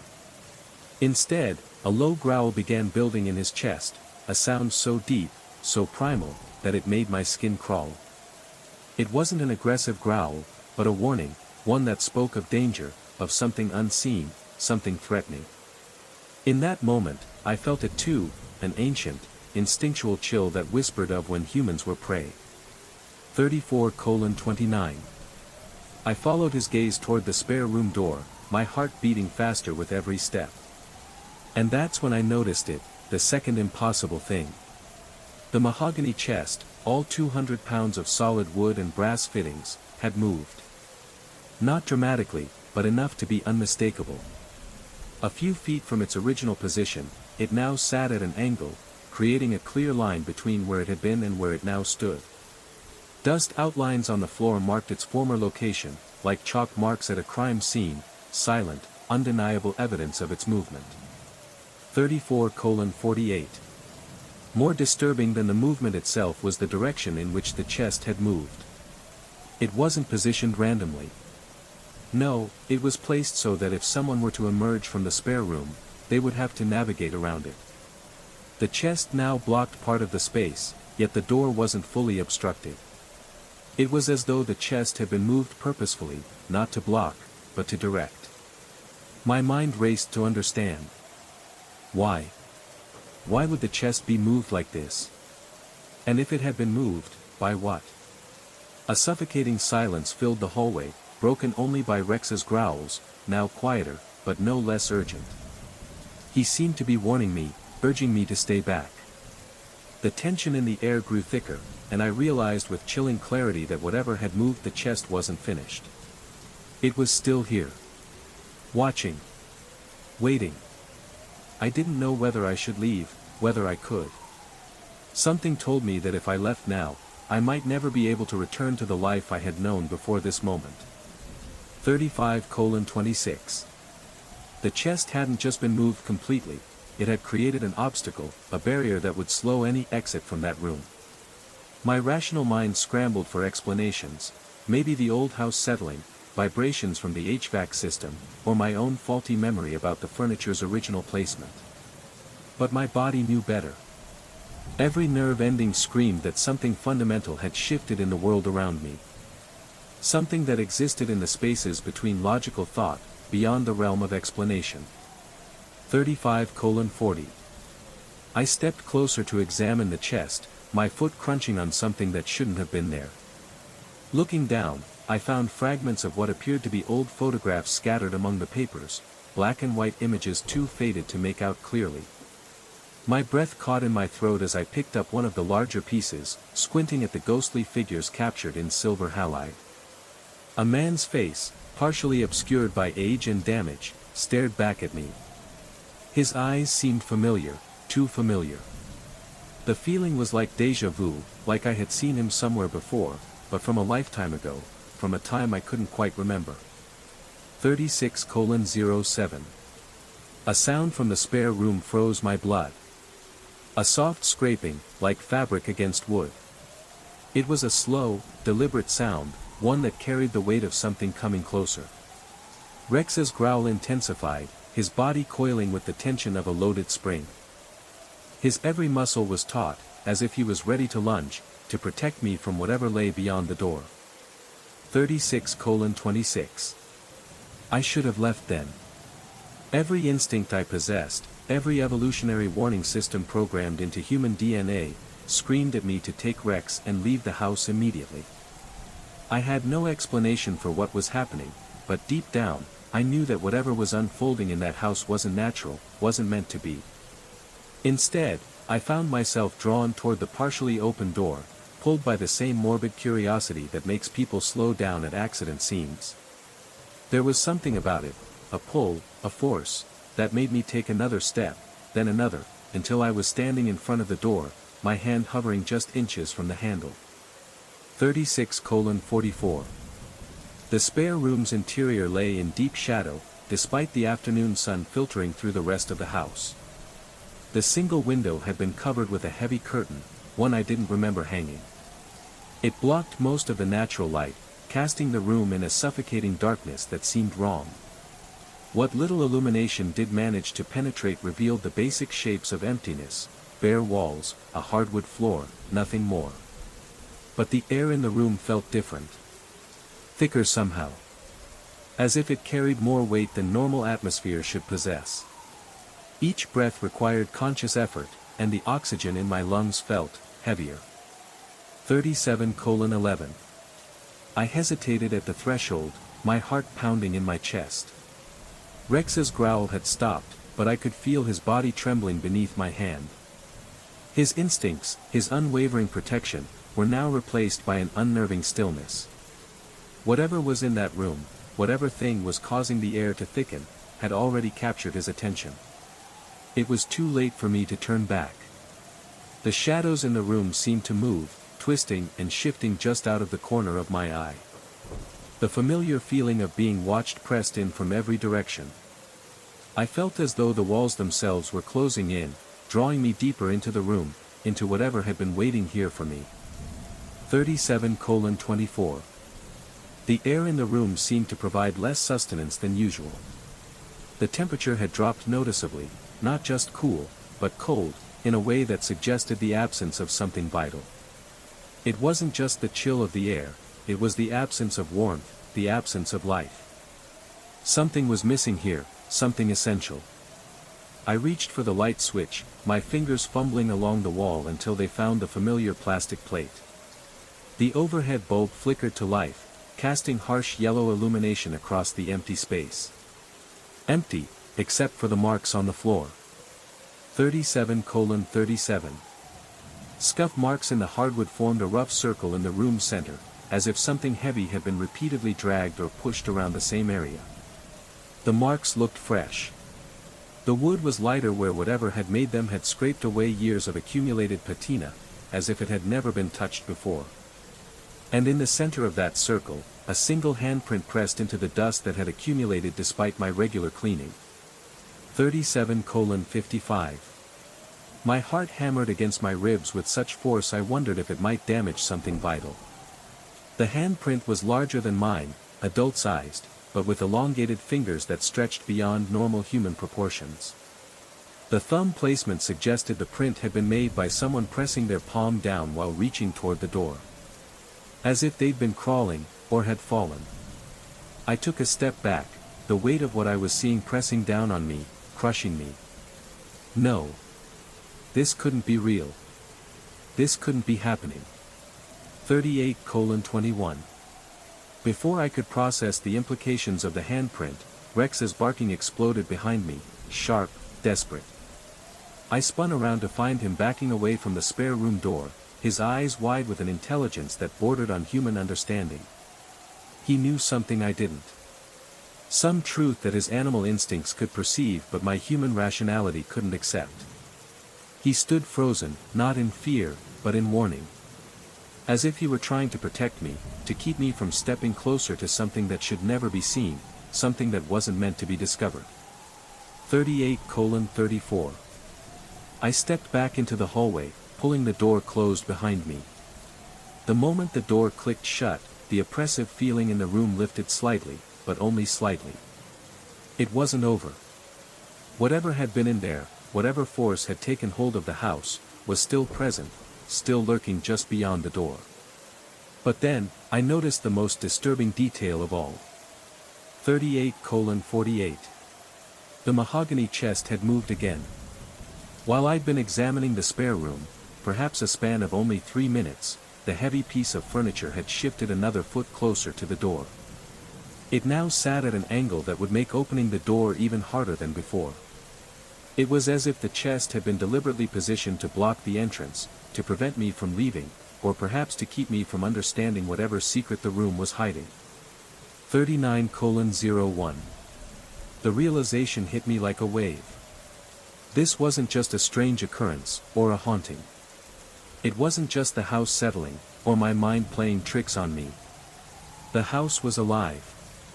Not in the way we understand life. It didn't breathe, it didn't speak. But it had awareness, and it was shaping its environment to its will, molding the space around it to reflect a reality that didn't belong in this world. And I had just stepped into it. 39:12. The door was now completely blocked, impossible to open. Anyone inside that room would find their exit significantly restricted, able to squeeze through only if they turned sideways and pressed against the wall. The rational explanations I had clung to had evaporated like morning dew. Furniture didn't move by itself. Houses didn't rearrange their contents while their owners stood mere feet away. Yet, the evidence of my senses couldn't be denied. No matter how impossible it seemed, it was there, right in front of me. I backed toward the kitchen, Rex close behind me, both of us keeping our eyes fixed on the hallway. The late afternoon sun slanted through the windows at a different angle now, creating new shadows that seemed to watch us retreat. The house itself felt different, as if its fundamental nature had shifted while I wasn't paying attention, as if something had changed without me realizing it. 39:27. In the kitchen, I grabbed my phone and called Tom Peterson, my neighbor to the east. Tom had lived on Maple Street for 20 years and knew the history of every house on the block. His voice sounded reassuringly normal when he answered. "Hey there, neighbor. What's going on?" I struggled to find words that wouldn't make me sound completely insane. "Tom, I was wondering, do you remember anything unusual about my house? About the previous owner, Mrs. Henderson?" A pause stretched between us, filled with static and the distant sound of Tom's television. 39:45. "Well, that's an interesting question. Why do you ask?" "Just curious about the history, I suppose," I muttered, trying to make it sound casual. Another pause, longer this time. Mrs. Henderson was a nice lady, but she had some difficulties toward the end. Her nephew mentioned she'd become convinced someone was living in her spare room. Started moving furniture around to keep whoever it was from getting out. Family thought it was dementia, but... I felt a chill run through me as Tom's words sank in. 40:02. "But what?" I pressed, my voice tightening with an urgency I couldn't hide. "Well, I helped clean out the house after she moved to assisted living. That spare room was like a puzzle box, furniture stacked against the door, boards nailed across the window, like she was trying to keep something contained." My mouth went dry. I felt the air in my chest constrict. 40:16. "Did they ever find anyone?" I asked, almost afraid of the answer. Tom's voice softened, but the hesitation was clear. "Of course not. The house was empty when they cleaned it out." I stood there, the phone pressed against my ear, hearing only the faint static and the sound of my own ragged breathing. It couldn't be coincidence. It couldn't be a trick of the mind. Mrs. Henderson had tried to keep something inside that room. Something had been living in that spare room long before I had ever stepped foot in the house. The reality of it hit me like a physical blow. This wasn't just a house with a strange history, it was a house with a secret, and it was one I was now deeply entangled in. 41:05. Tom's voice broke through my thoughts. "You okay, neighbor? You sound a little off." I swallowed hard, fighting to keep my voice steady. "Yeah, I'm fine. Just a little freaked out by the past, I guess." Another pause, but Tom didn't push me any further. "If you need anything, just let me know. I'll be around." I hung up without responding, the phone still in my hand as I stared at the space where the hallway met the kitchen. I could feel it now. The weight of whatever had been waiting in that house, in that spare room. It wasn't just an old house with creaky floors or strange history, it was alive with something dark, something aware. I wasn't sure how much longer I could stay in this place. But I couldn't leave. Not yet. There was something in that room, something I had to understand. 41:24. "But I'll tell you something strange," Tom continued, his voice lowering slightly. "We found all these photographs scattered around that room. Old pictures, some going back decades. People Mrs. Henderson swore she'd never seen before."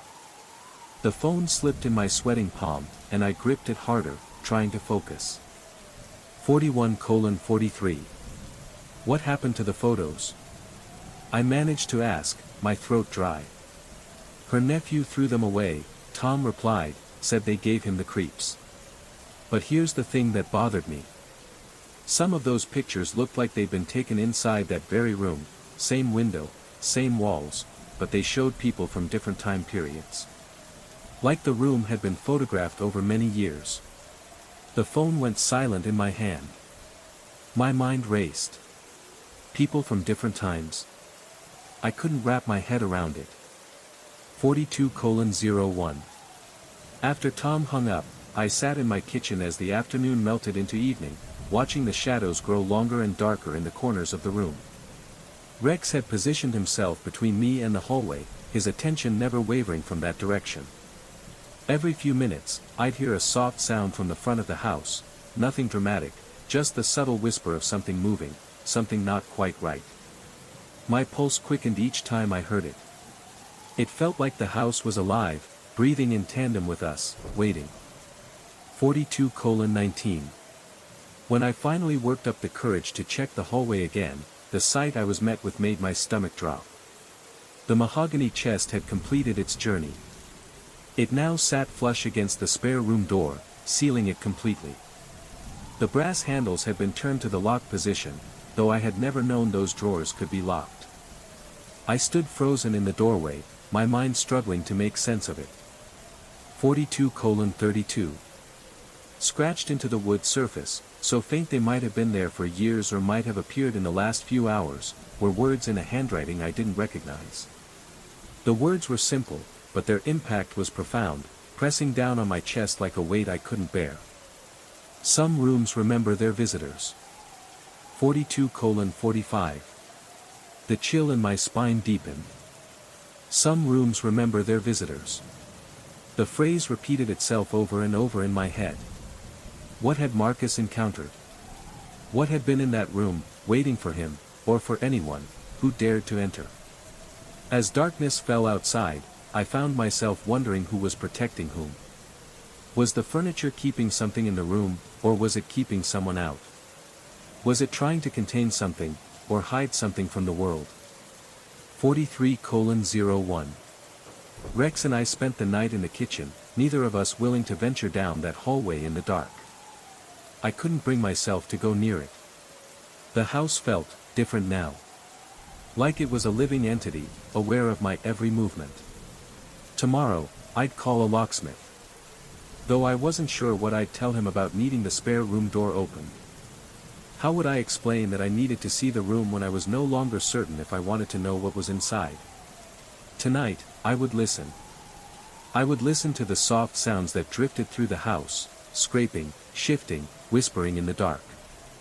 I wasn't sure if I would ever sleep again, but I knew one thing for certain, I couldn't ignore what was happening here.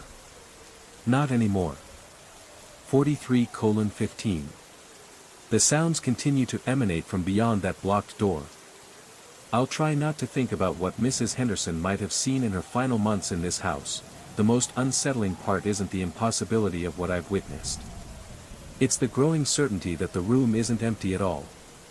It's simply waiting for the right moment to reveal what it's been hiding.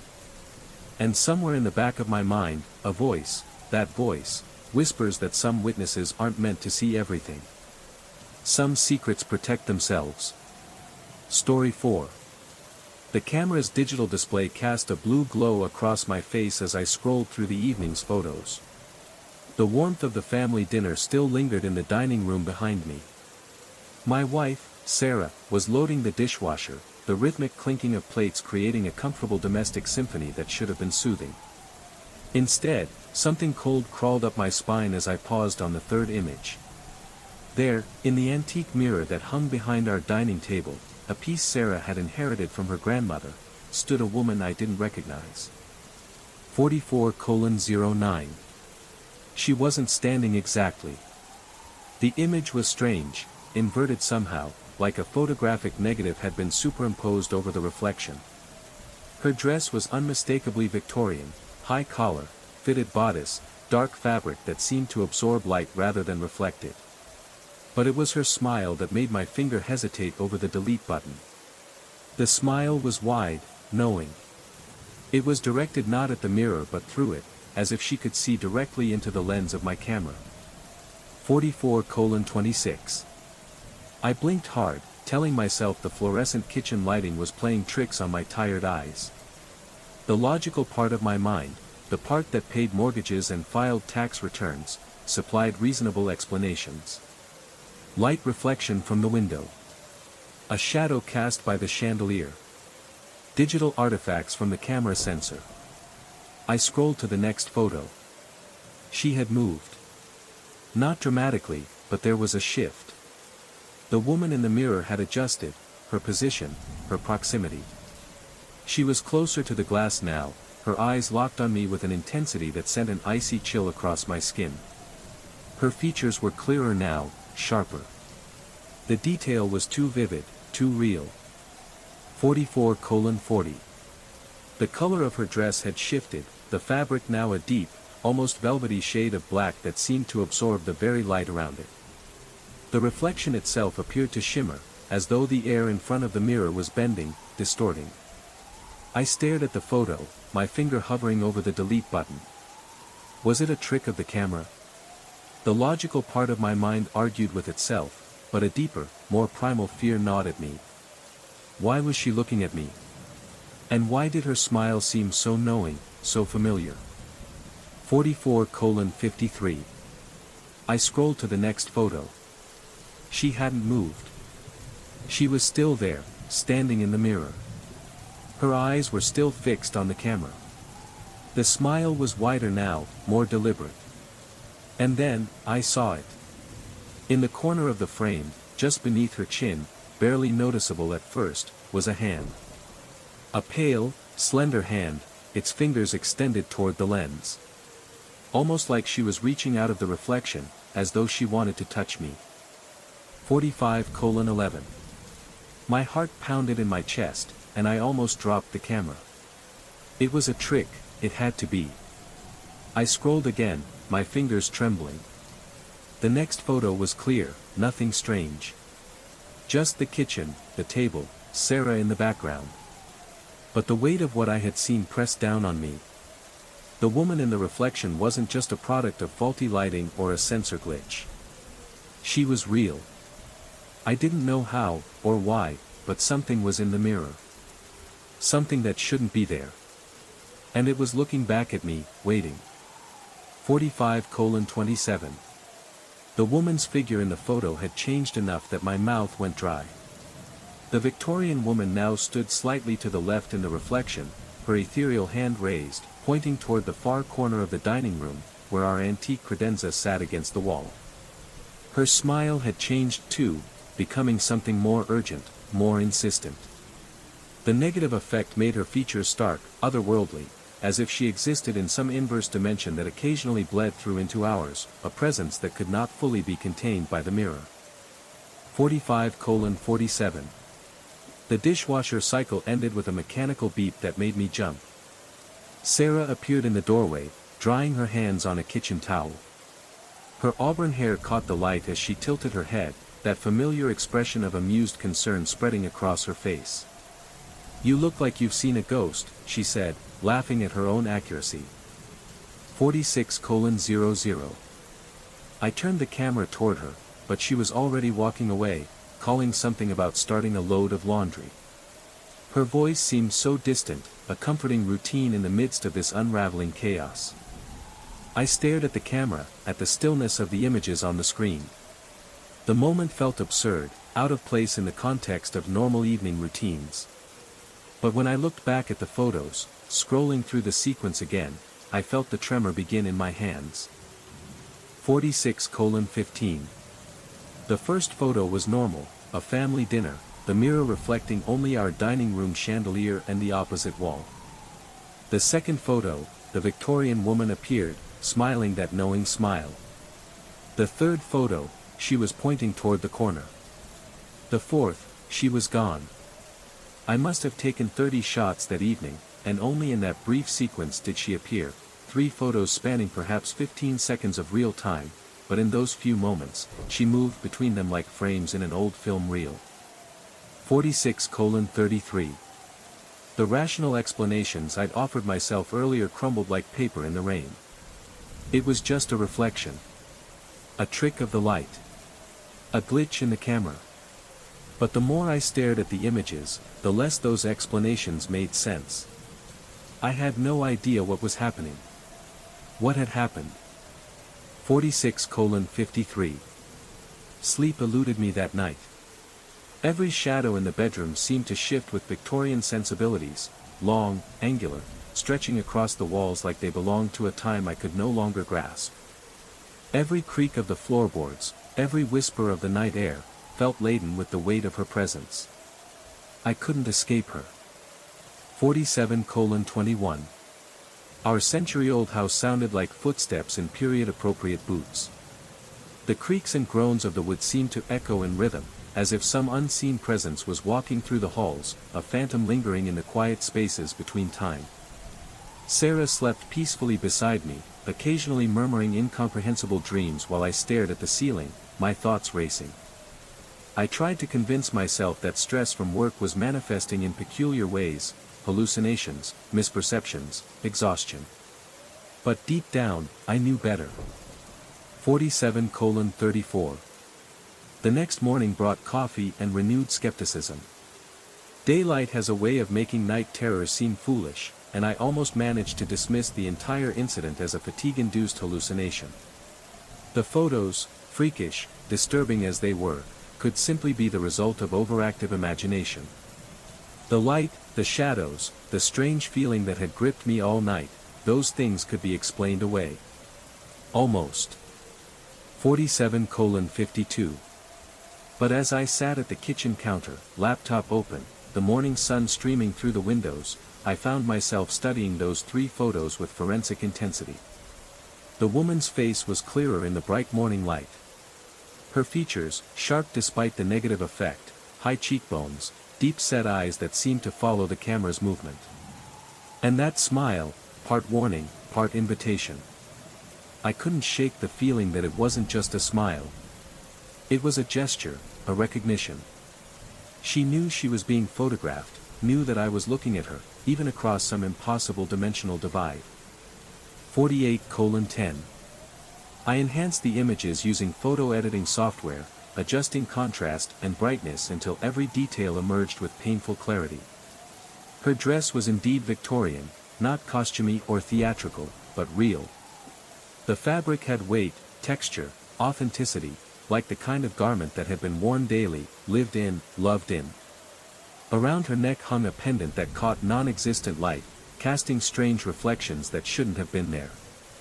On her finger, the one pointing toward our corner, sat a ring with a stone so dark it seemed to absorb the pixels, as though it were trying to swallow the light around it. But it wasn't the woman's face, or her ring, or even the pendant that made my breath catch in my throat. 48:26. It was the background. Behind the Victorian woman, barely visible in the enhanced image, stood other figures. Shadowy, incomplete, but unmistakably there, a gathering of some kind. All of them were watching us. Watching me. Watching our dinner, our family moment, with expressions I couldn't quite read but definitely felt. Their eyes were on us. Their gazes were heavy, penetrating. I couldn't understand why they were there, why they were watching, but the feeling that coursed through me was undeniable. I slammed the laptop shut, my hands shaking, my mind racing. 49:07. I had to get away from it. From her. From whatever was happening. I couldn't look at it anymore. The feeling of being watched, of something pressing in from the shadows, was overwhelming. Work became impossible. I called in sick, claiming a stomach bug, and then spent the rest of the day pacing through the house. I tried to shake the images from my mind, but they lingered. The woman, the ring, the other figures in the background. They were waiting for something.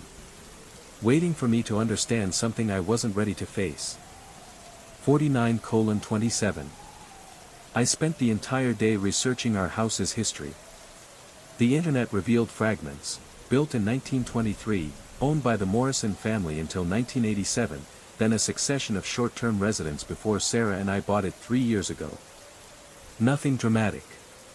No recorded deaths or supernatural incidents. Just an ordinary old house with ordinary old house problems. But ordinary houses don't develop electrical issues in specific corners. Not just because of faulty wiring. Not when phantom women point directly at them. 49:43. The first sign appeared Tuesday afternoon. I was working from home, laptop positioned where I could monitor the dining room when I noticed a slight dimming of the overhead light. Nothing dramatic, just a subtle fluctuation that lasted a few seconds before returning to normal. I might have ignored it entirely if not for the location. The exact corner the Victorian woman had indicated. The spot she had pointed to in the photos. 49:57. Wednesday brought more obvious symptoms. The electrical outlet in that corner began emitting a faint burning smell, just strong enough to notice when walking past. It wasn't immediate or overpowering, but it lingered, a subtle reminder that something was wrong. I checked the connections, finding nothing obviously wrong, no loose wires or faults that would explain the odor. But the smell persisted, and by the evening, it felt like it had moved, as if the house itself was responding to something unseen. 50:11. That evening, while Sarah cooked dinner, I caught myself staring at the antique mirror, waiting for another appearance. I hadn't thought about it consciously, but my eyes drifted to it, searching for the woman. She didn't disappoint. This time, I saw her directly in the mirror's surface, not through a camera lens, but with my own eyes. She stood in the same negative image state, her form inverted, as though she was trapped between two worlds. But now, her pointing had become more frantic, more urgent. The way her hand reached out felt as though she were trying to warn me of something, something I couldn't see. Her mouth moved as if speaking, but no sound reached across whatever divide separated us. 50:30. Behind her, the shadowy figures pressed closer. At first, they were distant, like ghosts, but now their faces became more distinct, more concerned. They weren't just observing anymore. They were waiting. Waiting for something. I grabbed my phone, switching to camera mode. My fingers fumbled, but I managed to focus the lens on the mirror. The screen displayed only the dining room, just Sarah moving between the stove and counter, completely unaware of the supernatural drama unfolding just 3 feet away. 51:11. But I could still see her. The Victorian woman. Her image was clear in the reflection, her eyes locked on me, as though she could see me too. She was there, waiting for me to understand, waiting for something to happen. 51:25. Out of the corner of my eye, I saw it again. A shadow, peripherally, like something caught in my extreme side vision that vanished the moment I looked directly at it. That night, I couldn't ignore it anymore. I pulled the credenza away from the corner and examined the wall behind it. The electrical outlet was warm to the touch, warmer than it should be. When I removed the cover plate, I found scorch marks on the wires, old scorch marks, as if the damage had been developing slowly, invisibly, for months. I called an electrician, explaining the situation without mentioning any of the strange occurrences. He arrived Thursday morning, practical, with calloused hands and no patience for homeowner paranoia. But his expression changed when he examined the outlet. 51:36. Jesus, he muttered, carefully disconnecting wires that were blackened and brittle. Another few days, and this whole wall could have gone up. Hell of a thing to catch early. 51:54. Hell of a thing indeed. As he worked, replacing the damaged components and rerouting the circuits, I found myself drawn repeatedly to the antique mirror. The Victorian woman appeared intermittently, always in my peripheral vision, always when I wasn't looking directly at her. But now, her expression had changed. The urgency was gone, replaced by something like satisfaction, or gratitude. It unsettled me. Why would she be satisfied? What had been resolved? 52:11. The electrician finished his work, running new wire and installing a fresh outlet. He tested everything twice, pronounced it safe, and left with a warning about old houses and hidden dangers. I paid his bill with hands that barely shook, then stood in the empty dining room, staring at the corner that had nearly burned down our home. The mirror remained stubbornly normal for the rest of the day, its surface reflecting only the mundane, familiar sights of our dining room. 52:26. That evening, Sarah suggested we take a photo to commemorate our newly rewired dining room. She arranged herself next to the antique credenza, now safely returned to its corner position, and smiled as I raised the camera. The flash fired, the image captured, and for a moment, everything felt normal. But as I lowered the camera, a cold shiver crawled up my spine. The photograph, when I looked at it, wasn't quite right. 53:07. There, in the background, I saw her. The Victorian woman. She was standing behind Sarah, her hand raised, just like in the previous photos. Her smile was gone, replaced by something more somber, as if her task had been completed, but the weight of it still lingered. She was still there, watching. I stared at the image, heart pounding. The house might have been rewired, but some connections remained undisturbed. 53:27. It felt wonderfully, mundanely normal. The photo, the dinner, the evening, everything appeared to have returned to the calm rhythm of life. But later, as I reviewed the photo on my computer, I found something that made my blood freeze. In the mirror's reflection, barely visible but undeniably there, stood not one Victorian woman, but dozens of them, men and women in period dress, filling the space behind the glass like guests at some ethereal gathering. They all smiled now, all looking directly at the camera with expressions of profound gratitude. At their center, the woman who had first appeared to warn us stood, her negative image face now showing peace instead of urgency. But it was the figure standing beside her that made me understand the true nature of what I had witnessed. 53:49. A man in Victorian dress. His face bore an unmistakable resemblance to my own features. He looked back through time with eyes that held recognition, understanding, and something that might have been love. My stomach twisted as I realized the connection. This was no random apparition, no spectral vision. This was me, or at least a version of me, reaching across time, drawn into the same web of mystery. 54:07. I closed the laptop with trembling hands and walked to the mirror. There, I saw only my own reflection in its antique surface, normal, ordinary, completely alone. But in the corner of my vision, just at the edge of perception, I caught a glimpse of movement, a wave, perhaps, a farewell. Or maybe it was just my tired mind playing tricks after days of stress and sleepless nights. Some questions don't need answers.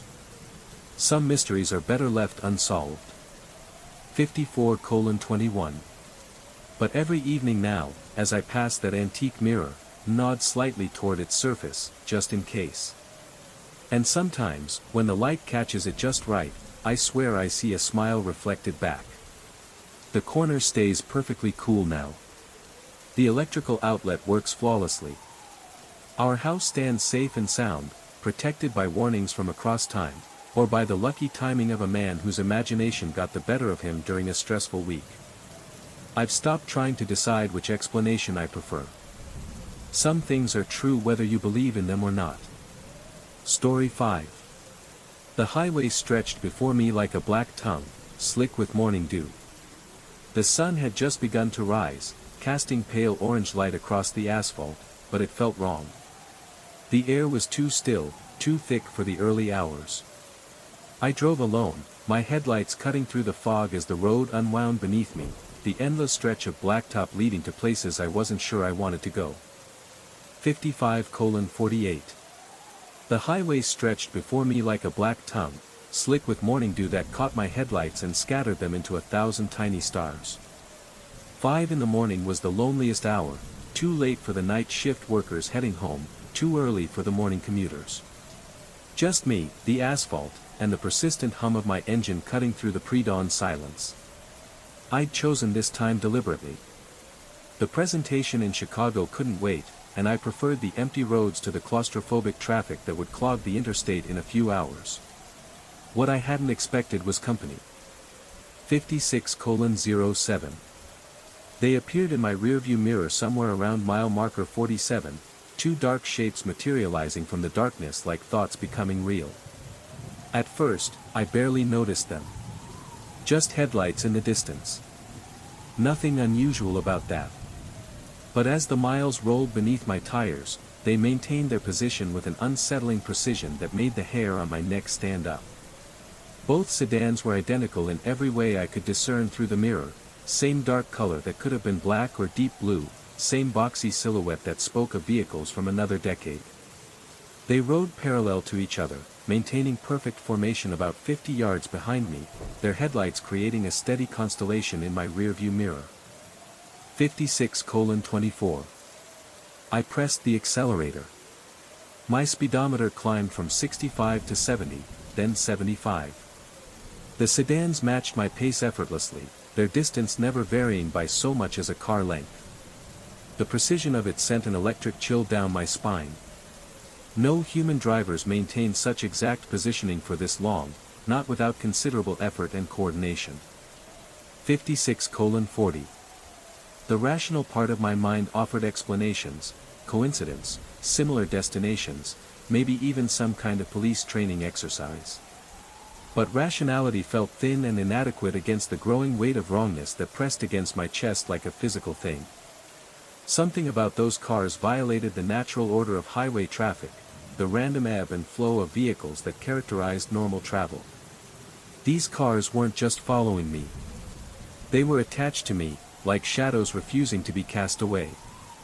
56:53. I checked the rear view again, my heart beating faster now. The headlights were still there, still mirroring my every movement. But they were closer now. Not dangerously so, but enough to make my pulse quicken. I didn't like the way they were following me, as if the drivers were waiting for something, watching for the right moment. I shifted uncomfortably in my seat, trying to dismiss the rising tension. It was just my nerves, I told myself. Just the isolation of early morning driving playing tricks on my mind. 57:14. I sped up again, pushing the car to 80, then 85. The sedans matched my pace, effortlessly keeping up with me. My foot hovered over the brake, but I didn't dare to slow down. The last thing I wanted was to test how close they would come if I made a move. But still, they didn't waver. No acceleration to overtake me, no deceleration to fall back. The distance remained exact, like a game played by invisible rules. 57:27. The rational part of me whispered that there had to be an explanation, maybe they were just lost, or perhaps they were headed for the same place. But rationality felt weak now. Too weak to fight the growing sense of unease that clung to the edges of my mind. Something about this felt wrong. Too calculated. Too intentional. The hum of the road beneath me felt different now, as if the world had shifted just slightly off its axis. The sedans felt like they were part of that shift, a force that existed outside the usual chaos of highway traffic. I couldn't shake the thought that I was no longer alone on the road. The feeling in my chest tightened. My eyes kept flicking back to the mirror, and the sedans kept their pace, waiting. 57:54. I tried changing lanes. The left sedan immediately accelerated, sliding into the passing lane to block my escape route, while its partner maintained position in the right lane. When I signaled right, they reversed the maneuver with mechanical precision. Every attempt to break free was anticipated and countered before I could complete the action. They weren't just following me. They were hurting me, keeping me locked in the center lane, like cattle being driven to slaughter. 58:13. The landscape outside began to feel hostile and alien. Skeletal trees pressed close to the highway's edge, their bare branches reaching toward my car like gnarled fingers, as though trying to grab hold of me. The sky remained that peculiar pre-dawn shade, not quite black, but refusing to acknowledge the approaching day. It was a color that existed nowhere in nature except in nightmares. 58:26. Even the road itself seemed wrong. Too straight. Too empty. It stretched endlessly into a horizon that never seemed to get closer. I couldn't escape it, no matter how hard I tried. The path ahead felt like a trap, and I was stuck in it, unable to turn off or step away. My hands grew slick with sweat against the steering wheel. The gentle hum of the heating system became oppressive, stifling. I reached to adjust it, but my fingers hesitated. Every action felt observed, analyzed, responded to by whatever intelligence guided my escorts.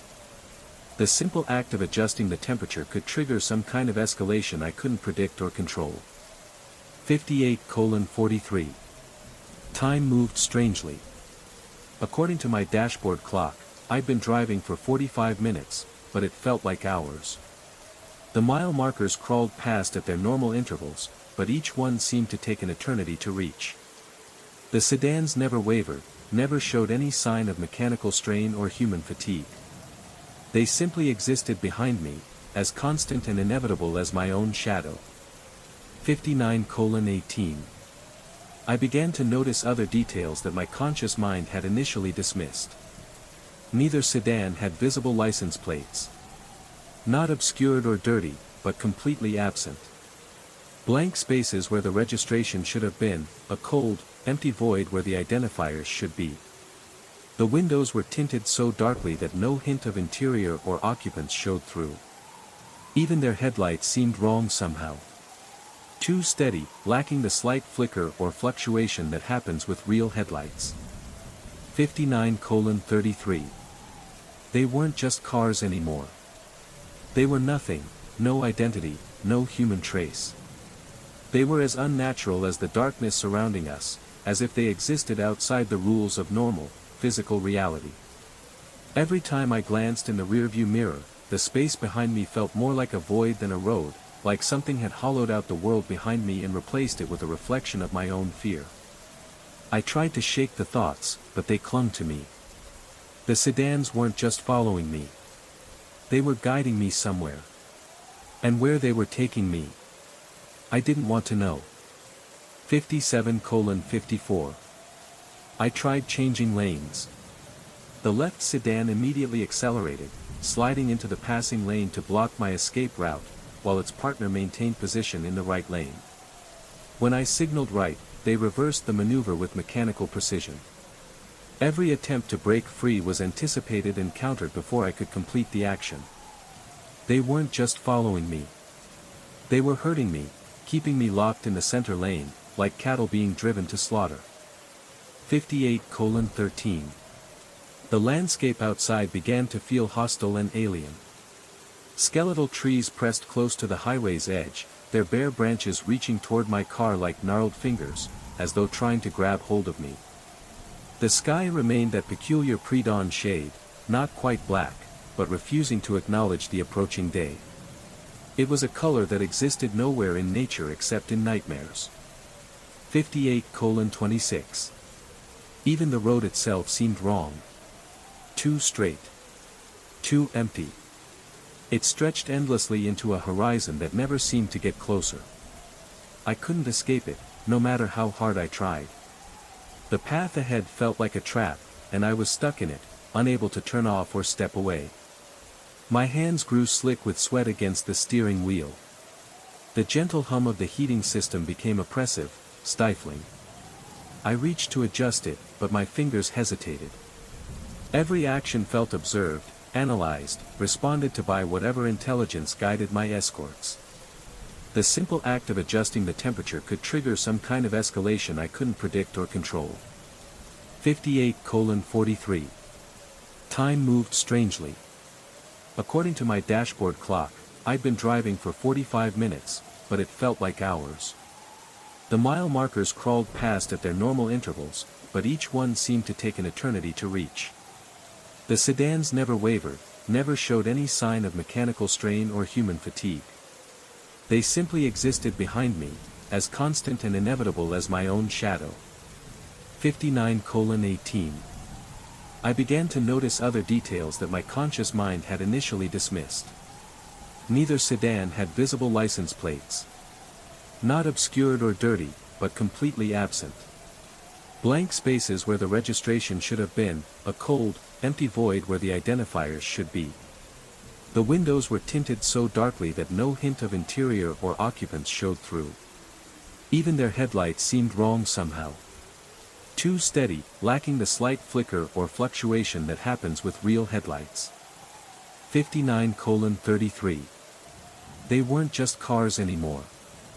They were nothing, no identity, no human trace. They were as unnatural as the darkness surrounding us, as if they existed outside the rules of normal, physical reality. Every time I glanced in the rearview mirror, the space behind me felt more like a void than a road, like something had hollowed out the world behind me and replaced it with a reflection of my own fear. I tried to shake the thoughts, but they clung to me. The sedans weren't just following me. They were guiding me somewhere. And where they were taking me, I didn't want to know. 60:06. There was a subtle variation in the engine's hum, a change in the pitch, like electrical systems under load. The gas gauge needle hovered near empty, and salvation appeared in the form of a weathered sign promising fuel and food at the next exit. I'd never been so grateful to see that familiar corporate logo glowing in the distance. My escorts wouldn't dare follow me into a public space with witnesses around.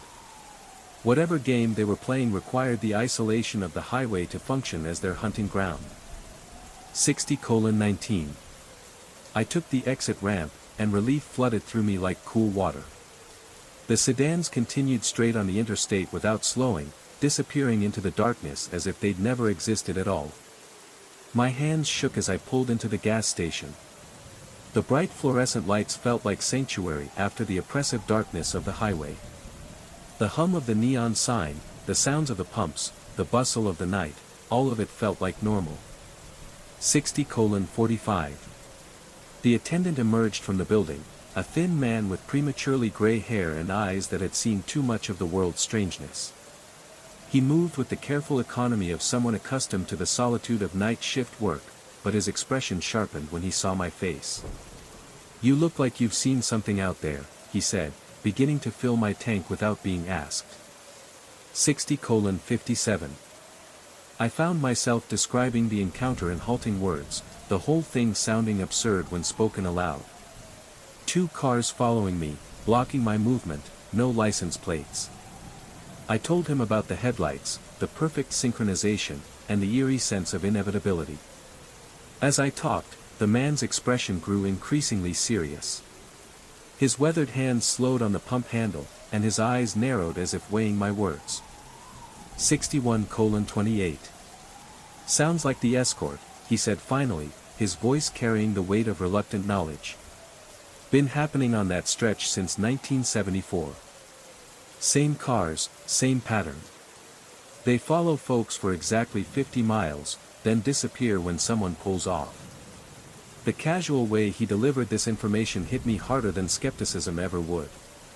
He spoke like someone reporting the weather, as if phantom vehicles were simply another quirk of the world, something that happened, but couldn't be explained. I stared at him, unable to process the absurdity of it all. "The escort?" He nodded, his gaze now distant, as if remembering something long buried. "Yeah. Like I said, it's been going on since '74. People don't talk about it much, but it happens. Same cars, same pattern. You get followed, they block you in, then they vanish once you leave the highway." 61:41. A chill crawled down my spine as I processed his words. 50 miles. Exactly 50 miles. That had been the exact distance I had driven, and now it felt like the entire stretch of road had been set up for me, a bizarre game of cat and mouse where the rules were impossible to follow.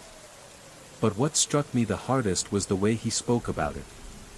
There was no surprise, no disbelief in his voice. It was as though this was just another part of the night, another oddity he had accepted as fact. 61:60. A highway hazard to be aware of and endured. What are they? I asked, though part of me didn't want to know the answer. The attendant shrugged, replacing the pump handle with mechanical precision. Nobody knows for sure. State police investigated back in the 70s after enough reports came in. Never found anything. No accidents in that area, no missing persons. Just stories from drivers like you who managed to stop somewhere and tell about it. He leaned against my car, his expression growing distant, as if replaying something in his mind. 62:16. Theory is, he continued, they're looking for something, or someone. Been searching that same stretch of road for 50 years now, checking every car that passes through at the right time. Most folks these days don't drive the highways at 5 in the morning, so reports have gotten rarer. The implications of his words settled into my mind like cold stones, each one weighing heavier than the last. If these encounters had been happening for decades, documented by law enforcement, then what I'd experienced wasn't a hallucination or stress-induced paranoia. It was real, recorded, unexplained, but acknowledged by people whose job required them to deal in facts. 62:33. What happens to the people they're following? I asked, the question hanging in the air between us. Nothing, as far as anyone knows, he replied, his voice taking on a strange, almost resigned tone. They just get escorted for a while, then the cars disappear. No harm done, except for the fear. He paused, studying my face, as if weighing whether I was ready to hear the next part. Though some folks say the experience changes them. Makes them see things differently. 63:06. The weight of his words pressed down on me, settling deeper into my chest as I paid for the gas and returned to my car. But I didn't immediately start the engine. I sat there for a moment, my fingers gripping the steering wheel, as the attendant's words echoed in my mind. It was all starting to make sense, too much sense. The perfect precision, the mechanical coordination, the sense of being evaluated by something that operated outside normal human parameters. The sedans hadn't just been following me, they had been watching me. Testing me. Maybe for years. 63:26. When I finally pulled back onto the highway, the road felt different. It felt changed. Every shadow could hide a pair of headlights. Every distant vehicle might be the beginning of another escort. The knowledge that this had happened to others, that it was part of some ongoing, inexplicable event, made my skin prickle. I wasn't just a victim of some isolated incident anymore. This was a pattern. An ongoing process. Something bigger than me. Bigger than any one person could understand. I couldn't escape it now. The road was always there, always watching. 64:05. The idea that this pattern stretched back decades didn't provide comfort. It made everything worse. The rational explanations I'd clung to earlier crumbled under the weight of documented repetition. Coincidence couldn't account for 50 years of identical encounters. Government testing couldn't explain vehicles that appeared and disappeared without mechanical failure or human intervention. Whatever had followed me operated according to rules that existed outside the boundaries of normal reality. 64:23. As I drove the remaining distance to Chicago, I found myself checking the rearview mirror compulsively. The highway looked the same as always, asphalt and painted lines, guardrails, and emergency phones. The familiar infrastructure of interstate travel. But now I knew it contained something else, something that had been there all along, waiting in the pre-dawn darkness for the right moment, the right target. 64:36. The presentation went well. I closed the deal, shook hands with satisfied clients, and drove home in the safe anonymity of afternoon traffic. But the experience had marked me in ways I'm still discovering. I no longer take early morning flights when I can help it. I avoid that particular stretch of highway entirely, choosing longer routes that add hours to my travel time. 64:49. Sometimes, lying in bed in those quiet hours before dawn, I think about the attendant's words. The escort had been searching for something, for 50 years, checking every car that passed through at the right time. 65:01. What if they'd finally found what they were looking for? What if I hadn't been randomly selected for their attention, but specifically chosen?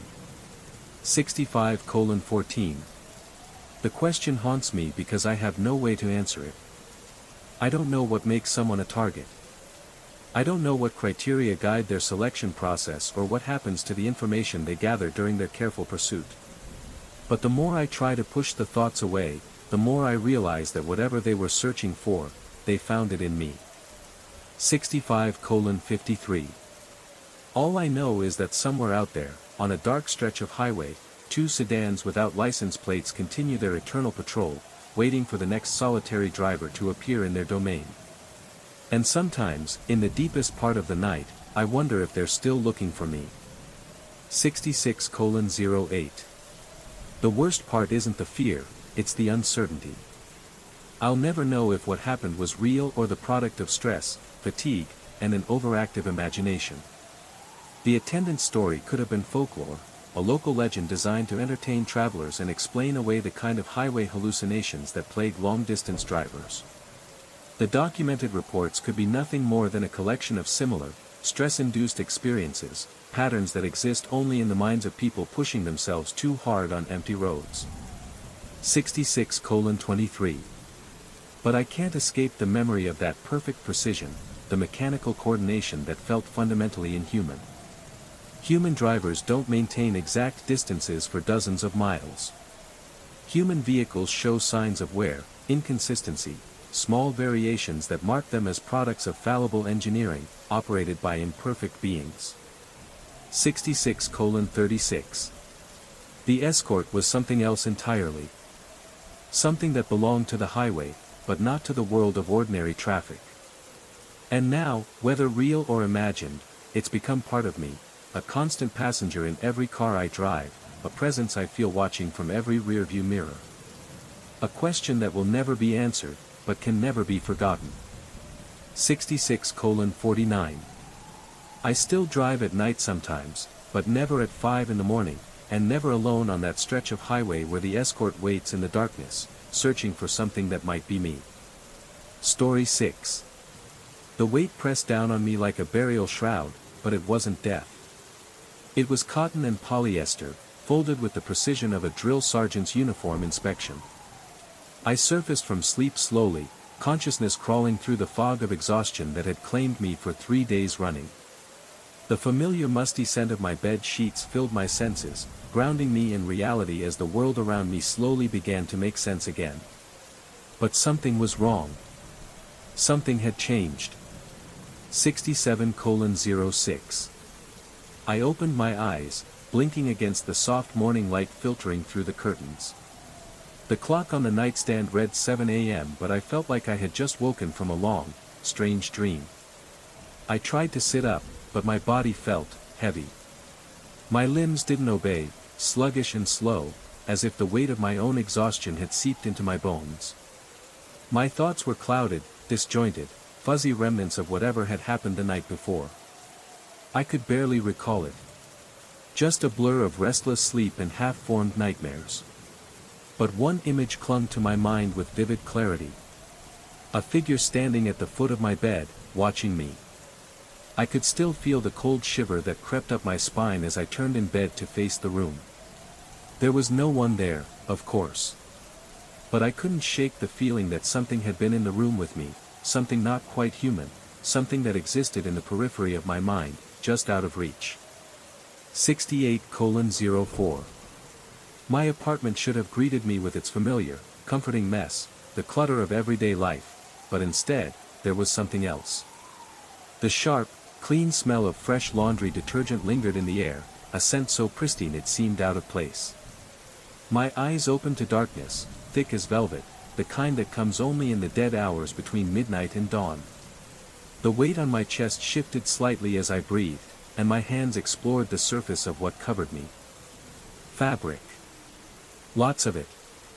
Stacked in neat piles across my torso, each piece folded with military precision. Sleeves aligned, edges sharp enough to cut paper. 68:18. I hadn't done laundry in 2 weeks. The realization hit me like ice water in my veins. My breathing quickened as I carefully lifted the top garment, a button-down shirt I recognized as mine, though I couldn't remember the last time I'd seen it this pristine. Beneath it lay another shirt, then another, all arranged in perfect order. Jeans folded lengthwise with creases that could slice bread. Socks paired and rolled into tight cylinders. Even my underwear was folded into precise squares, stacked like building blocks on my chest. 68:36. I sat up slowly, the clothes cascading off me onto the mattress with whispered thuds. The digital clock on my nightstand glowed 3:17 a.m. Its red numerals the only source of light in the room. As my eyes adjusted, I could make out the familiar shapes of my bedroom furniture, the dresser against the far wall, the chair in the corner where I usually threw my dirty clothes, but something was wrong with the shadows. They seemed deeper somehow, more substantial. That's when I heard it, a soft grinding sound, like wood against wood, followed by a gentle thump. It came from the direction of my dresser. 68:55. I held my breath and listened, my heart hammering against my ribs. Silence stretched for what felt like hours, though it was probably only seconds. Then, it came again, the grinding, the thump, a drawer opening and closing. 69:08. The rational part of my mind scrambled for explanations. Old building settled. Wood expanded and contracted with temperature changes. Maybe the upstairs neighbor was moving furniture. Maybe I was just imagining it. But deep down, I knew. The sound wasn't right. It wasn't random. It was deliberate. The drawer opened again, and this time, the unmistakable click of metal on wood echoed through the stillness. 69:27. I stayed perfectly still, afraid to make a sound. My breath felt loud in my chest. The shadows around the room seemed to grow darker, stretching toward the source of the noise like something alive. Something waiting. I didn't know what to do. My eyes darted from the dresser to the door, but I couldn't bring myself to move. What if there was something in the room? Something I hadn't noticed. Something watching me, just out of sight. 69:44. Then, another thump. The drawer opened fully, followed by the unmistakable sound of items being rearranged, clothes, perhaps, or something heavier. The dresser wasn't just creaking anymore. It was moving. The rational part of me screamed that this was impossible, but the sound, the noise, the weight, felt too real to ignore. 70:01. I couldn't stay frozen forever. The noise continued, each sound more deliberate, more calculated. I finally forced myself to move, my body trembling. My fingers reached for my phone, but it felt like an eternity before it was in my hand. I opened the camera, but my hands shook so badly I couldn't focus. The grinding continued, now accompanied by something else, an almost imperceptible whisper. I couldn't bring myself to turn around. I didn't want to see what had caused that sound, or worse, what might be standing in the shadows, waiting for me to turn and face it. 70:14. I thought maybe my neighbor was moving furniture, but the sound was too precise, too rhythmic, and it was definitely coming from inside my room. I reached for the lamp on my nightstand, but my hand froze when another sound joined the first, humming. Low and melodic, rising and falling in a tune I almost recognized. It drifted through the darkness like smoke, seeming to come from everywhere and nowhere at once. The melody was somber, stately, something classical that tickled the edges of my memory. 70:34. The dresser drawer opened again, with that same wooden groan. In the dim red glow of the clock, I could just make out the dark rectangle of the open drawer, like a mouth gaping in the shadows. Then it slid shut with deliberate slowness, and another opened below it. My hand finally found the lamp switch and clicked it on. Warm yellow light flooded the room, banishing the oppressive darkness. The humming stopped abruptly, as if I'd walked in on a private conversation. 70:48. My dresser stood innocently against the wall, all drawers closed, looking exactly as it always did. But the clothes on my bed were still there. I counted them as I picked them up, hands trembling slightly, 23 items in total. Every piece of clothing I owned that wasn't already in the dresser or hanging in my closet. They were all clean, all perfectly folded, all arranged in some order I couldn't quite decipher. 71:02. When I opened my dresser drawers to put them away, I found each compartment had been reorganized. Everything was there but arranged differently, by color, by type, by some system that wasn't mine. The clothes in my drawers were neatly folded, but they weren't my folds. Not the way I had left them. The shirts weren't stacked in the order I'd left them, the pants folded in different directions. 71:17. The rational explanations felt thin as tissue paper. I lived alone. I'd installed new locks after the break-in attempt 6 months ago. The windows were painted shut and hadn't been opened in years. No one else had a key. But the clothes on my bed, the strange melody, the drawers that had been rearranged, nothing made sense. 71:35. I spent the rest of the night sitting in my living room, with all the lights on, drinking coffee and watching the shadows for movement. I couldn't bring myself to go back to the bedroom. Every noise, every creak of the floorboards, every flicker of the lights made my heart race. 71:54. When dawn finally crept through the blinds, I felt foolish enough to convince myself it had all been some kind of dream, some trick of exhaustion and stress. I had rearranged the clothes myself, maybe, in a daze. The humming had been my imagination. But as I sat there, watching the sunlight spread across the floor, I knew deep down that something was wrong. I couldn't shake the feeling that I had been watched, that whatever had moved those clothes, whatever had created that melody, was still there, waiting for the right moment to reveal itself again. 72:19. It had been a vivid dream. Stress from the new job, too much caffeine, not enough sleep, all perfectly reasonable causes for a weird nightmare. Except, the clothes were still folded. The realization hit me like a slap. It wasn't a dream. It was something else. 72:31. The next night, I made sure to scatter some dirty laundry around the room before bed. I wanted to test my theory, to prove to myself that my mind was just playing tricks. I checked the locks twice, made sure the windows were secure, and even propped a chair against my bedroom door. Then I lay in bed with one eye open, determined to catch whatever was happening. Sleep took me anyway, dragging me down into dreams of endless corridors lined with washing machines. Their mechanical hums echoed off tiled walls that stretched into infinity. I ran, but the hallway never ended. Each turn only led to more machines, more sterile, mechanical sounds. 72:50. I woke to the wait again. This time, the clothes weren't just folded. They were arranged in intricate patterns across my body, geometric designs that spiraled from my chest outward, each piece placed with mathematical precision. My dirty shirt from yesterday formed the center of the pattern, now clean and crisp as fresh money. The humming started as soon as I stirred. That same haunting melody. It made my skin crawl, its notes winding through the room like a living thing, wrapping around me, pulling me deeper into the suffocating atmosphere. 73:08. I lay perfectly still, barely breathing, and listened.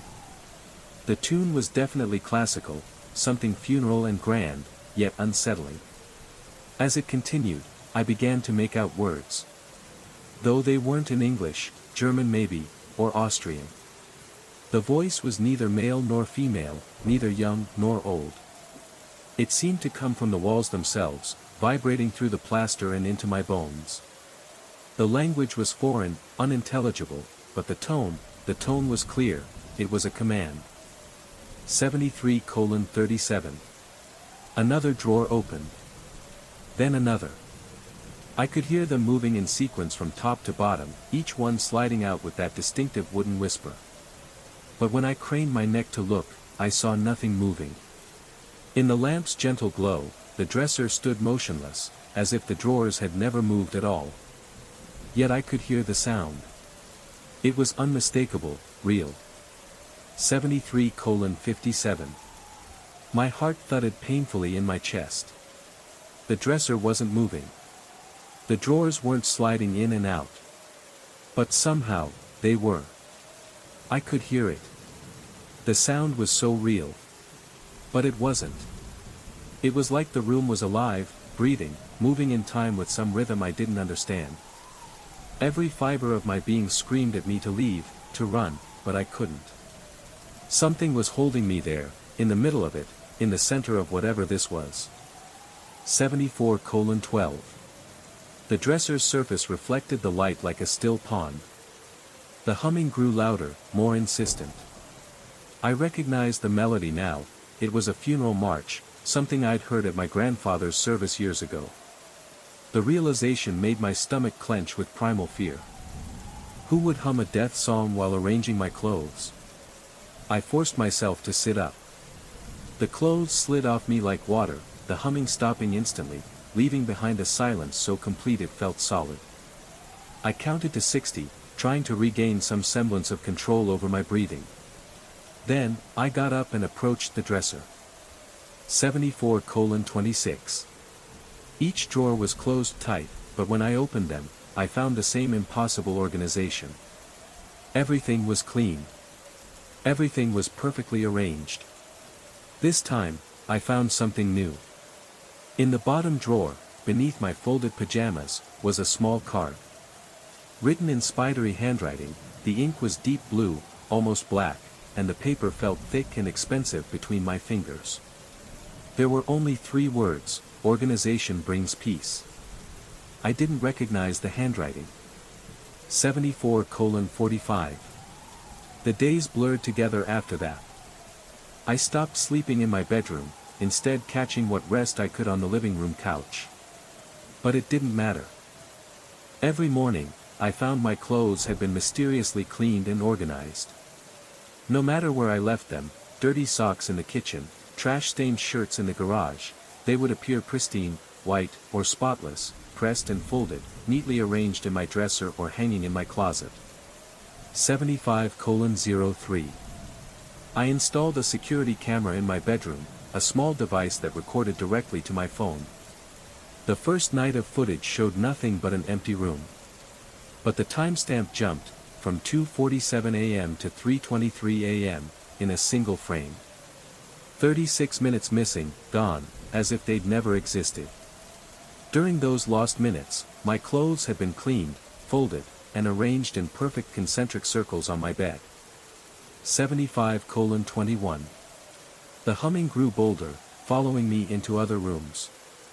I'd catch fragments of that funeral march drifting from behind walls, under floorboards, through heating vents. Sometimes, I could almost make out the words, sung in that ageless voice, a voice that felt both distant and eerily close. It was as though the house itself had become a living thing, humming with a rhythm, a purpose that I couldn't understand. And with every note, every step of the melody, I could feel my grip on reality slipping. Whatever force had taken over was organizing everything in my life, and I wasn't sure how long I could endure it before it started to consume me entirely. 76:26.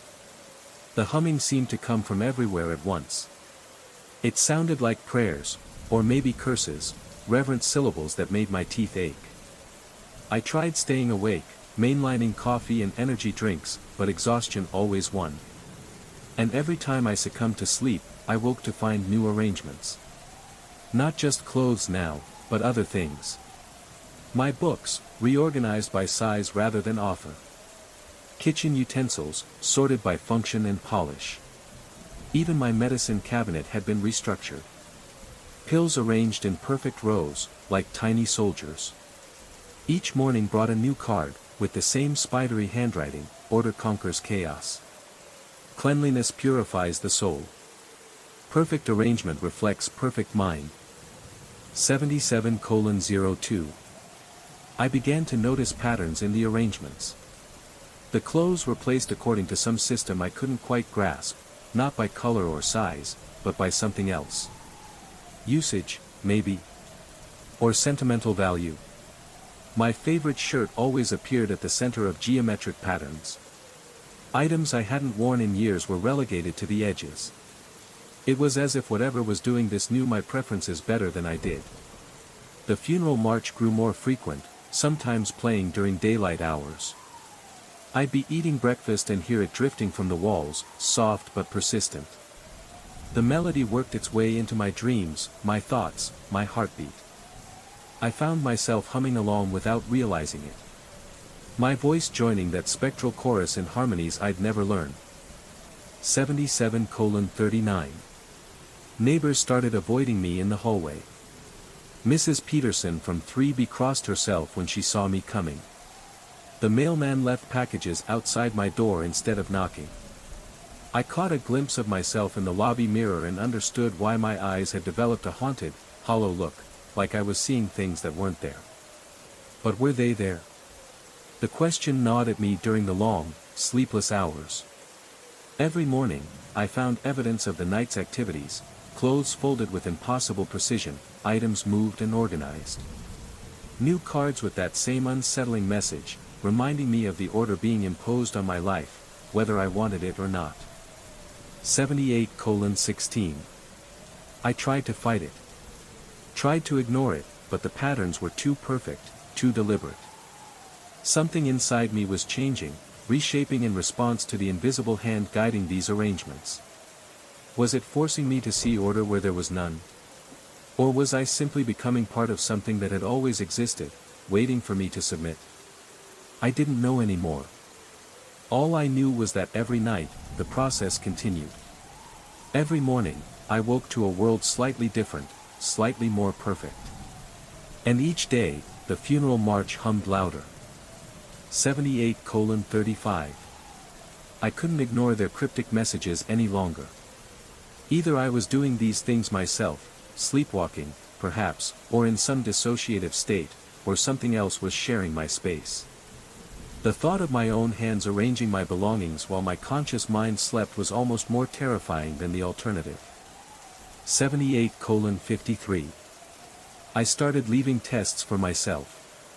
Complex puzzles scattered around the apartment, tasks too intricate for a sleepwalking mind to complete. But every morning, I found them solved. The pieces were arranged in perfect order. Sudoku grids filled in with handwriting that looked like mine, but felt foreign. Rubik's cubes aligned with mathematical precision that was beyond my waking abilities. The cards began appearing multiple times per night. Each one more personal than the last. Your grandfather would be proud of such organization. Mother always said cleanliness was next to godliness. The arrangement reflects the arranger. 79:10. They weren't just random aphorisms anymore. They referenced my family, my past, things that only I should know. The handwriting became more familiar with each card, until I had to admit what I'd been denying. It looked exactly like my own. But I didn't remember writing any of them. 79:27. The funeral march reached a crescendo on the seventh night. I woke, not to weight on my chest, but to the sound of perfect harmony. Dozens of voices joined the familiar melody, singing in languages I couldn't identify. The room thrummed with their combined chorus, my windows rattling slightly from the vibration. Every piece of clothing I owned had been arranged around my bed in an intricate mandala pattern. Shirts and pants formed the outer rings, undergarments created geometric shapes within. At the very center lay a single folded handkerchief, one I recognized as belonging to my grandfather, though I had no memory of owning it. 79:47. The singing reached an impossible volume. Not loud, but dense, like the sound of an entire choir woven together in a harmony too complex to comprehend. It pressed against the walls, vibrating through the air, filling every corner of the room. And in the center of it all, there was that handkerchief, so familiar, yet so out of place. 80:37. It was as if the air itself had become music. I tried to move but found myself paralyzed, not by force, but by a strange sense of completion. Everything was perfect. Every item in its proper place. Every surface clean and organized. Every chaos conquered by order. And in that moment of absolute arrangement, I understood, the voice wasn't coming from outside. It had never been coming from outside. It was coming from within. From some part of my mind that had grown tired of the mess, the disorder, the constant chaos of conscious thought. 80:54. Some part that worked while I slept, organizing not just my belongings, but my memories, my experiences, my very sense of self. The handwriting on the cards was mine because I'd written them.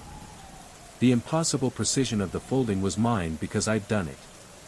The knowledge of my past was mine because it came from my past.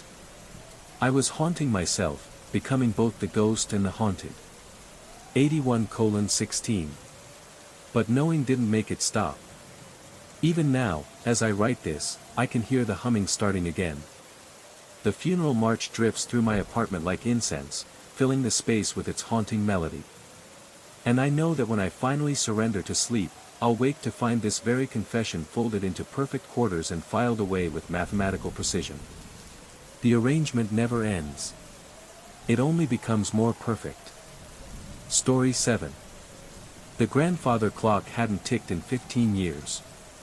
I'd grown accustomed to its silence during my childhood visits, that towering sentinel of mahogany and brass, standing guard in the hallway like a mute witness to decades of family dinners, Christmas mornings, and hushed conversations that stopped whenever I entered the room. 82:15. Now, 3 months after inheriting the house, I barely noticed it anymore. Just another piece of furniture gathering dust in a place that felt more like a museum than a home. The kitchen still smelled like him, not the pleasant aroma of food he used to cook, but the faint trace of his aftershave, his cologne, a ghostly presence left behind in the corners. 82:51. The smell wasn't just of his pipe tobacco or the lingering traces of his aftershave, but something deeper, more essential. It was the scent of a man who'd lived alone for too long, mixed with the peculiar mustiness that seems to seep into the walls of old houses. I'd been working to eliminate it, scrubbing surfaces and airing out rooms, but it persisted with stubborn tenacity. 83:06. That Tuesday evening, I was reorganizing the spice cabinet, a task I'd been putting off for weeks. Most of the containers were decades old, their contents reduced to dusty shadows of their former selves. I pulled out jar after jar, checking expiration dates that read like archaeological timestamps. Some I recognized from my childhood, the dented tin of cinnamon, the faded paprika that had probably been there since the Carter administration. It was while reaching for a container on the highest shelf that I knocked over the small ceramic pot of black peppercorns. The sound it made hitting the linoleum was sharper than I expected, like a gunshot in the quiet house. The pot split cleanly in half, and thousands of tiny black spheres scattered across the floor with the sound of heavy rain on a tin roof. 83:25. The aroma hit me immediately, sharp, warm, almost alive. It was exactly the smell I remembered from Sunday mornings when my grandfather would grind fresh pepper over his eggs, the kitchen filling with that distinctive bite that made my nose tingle. From across the room, he'd always been particular about his pepper, ordering it from some specialty shop in the city, claiming the pre-ground stuff was fit only for people who'd given up on living. 83:40. I was on my hands and knees, cursing softly as I tried to gather the scattered peppercorns, when I heard it. Tick. The sound seemed to come from everywhere and nowhere at once, resonating through the floorboards and up into my bones. I froze, a handful of peppercorns clutched in my palm, straining to hear it again. 83:56. Tick. This time, there was no mistaking it. The grandfather clock was running. I stood slowly, my knees protesting after being on the floor for so long. My breath caught in my throat as I turned toward the hallway, my feet leading me toward the sound I thought I'd forgotten, something from my childhood, something that had been silent for so many years. But now, it was alive again. 85:01. I stood frozen in the awkward position, the peppercorns spilled from my hand, adding to the mess on the floor. But I didn't care. My feet carried me toward the hallway, as if pulled by an invisible string. With each step, the ticking grew louder, more insistent. The clock face showed 3:47. The brass pendulum swung with mechanical precision behind the glass panel, catching the hallway light with each arc. But there was something wrong with the movement of the hands. As I watched, transfixed, the minute hand jerked forward, not in the smooth, continuous motion I expected, but in sharp, deliberate increments that seemed to count not minutes, but something else entirely. 85:16. 3:48, 3:49. 3:50, I checked my phone, it was nearly 8 o'clock in the evening. The clock stopped at 3:52. The silence that followed was somehow more oppressive than before, as if the house itself was holding its breath. I reached for the pendulum, thinking I could restart it, but my hand hesitated inches from the glass. The metal felt cold, even from a distance, and I had the sudden irrational certainty that touching it would be a mistake. 85:33. Instead, I stepped back and tried to think rationally. Old clocks were temperamental. Maybe the vibration from the falling jar had been enough to jostle some internal mechanism back to life. Maybe the change in air pressure, or humidity, or any number of mundane factors had conspired to create this minor mechanical miracle. But 3:52. Why 3:52? 85:52. I spent the next hour cleaning up the peppercorns, sweeping and vacuuming until every trace was gone.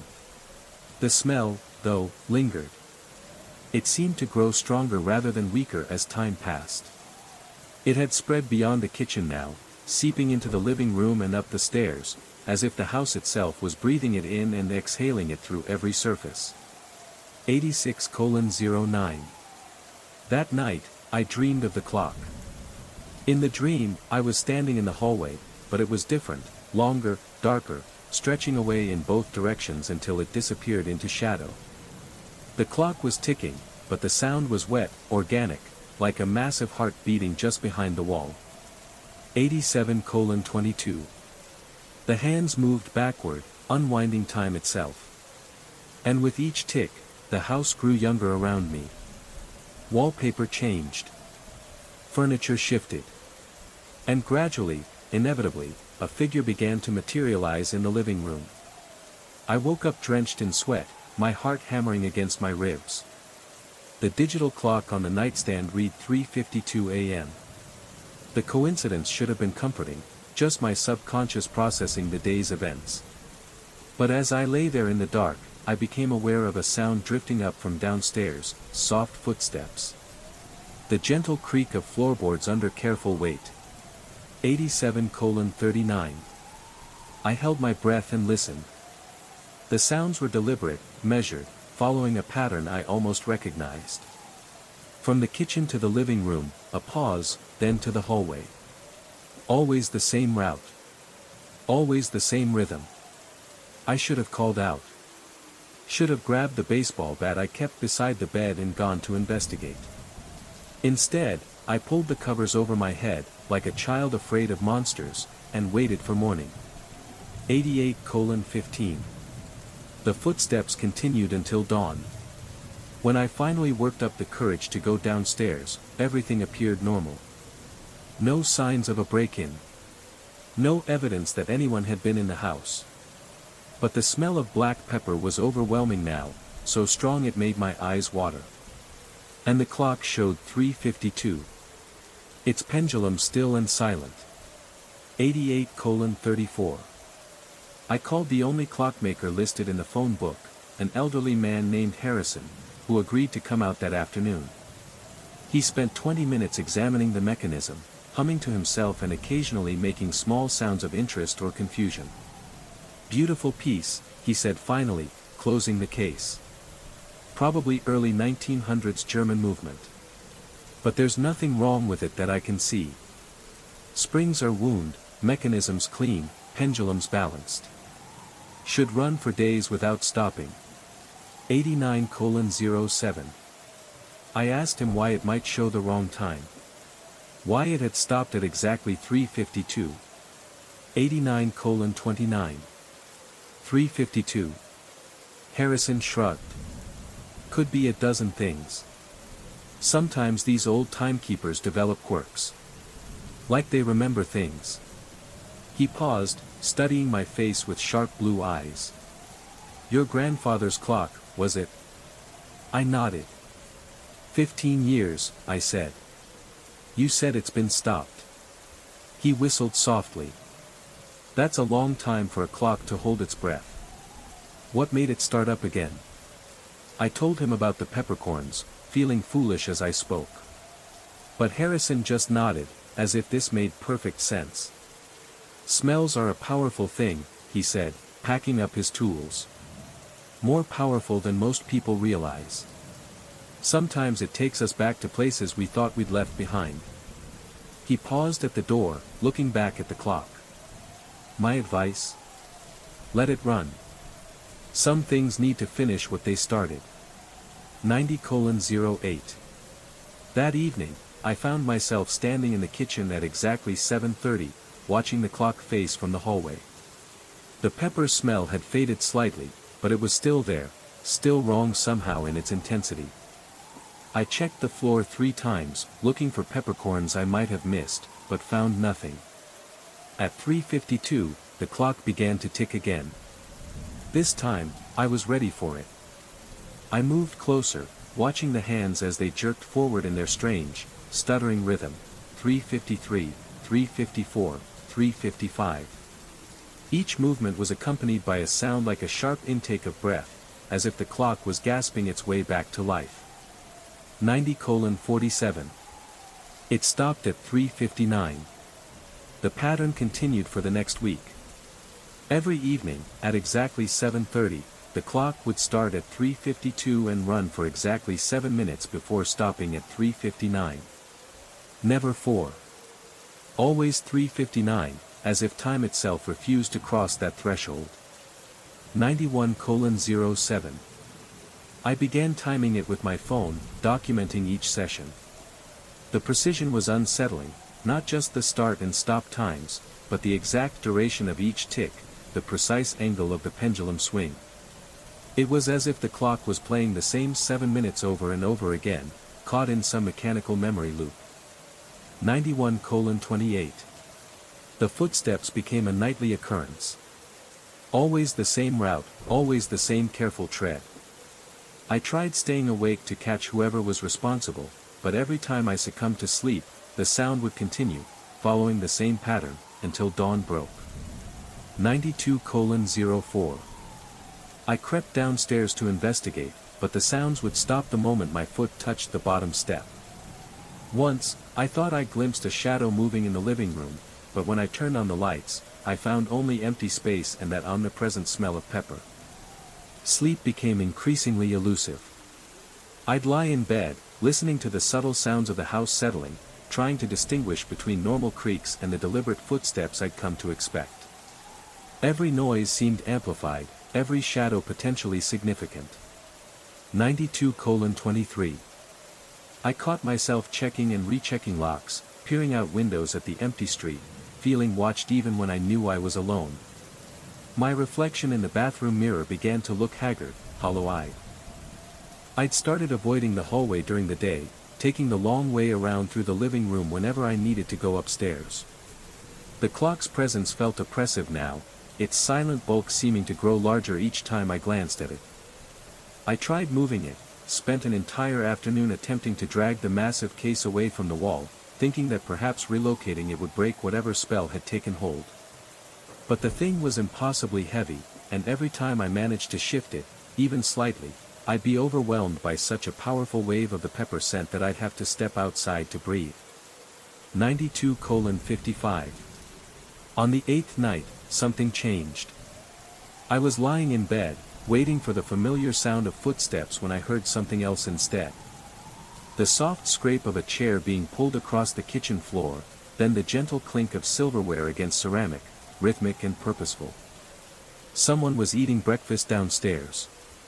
The rational part of my mind catalogued all the impossibilities. I'd locked all the doors and windows. I'd heard no one enter. There was no food in the kitchen, I'd been living off takeout for days, too unsettled to grocery shop. 93:13.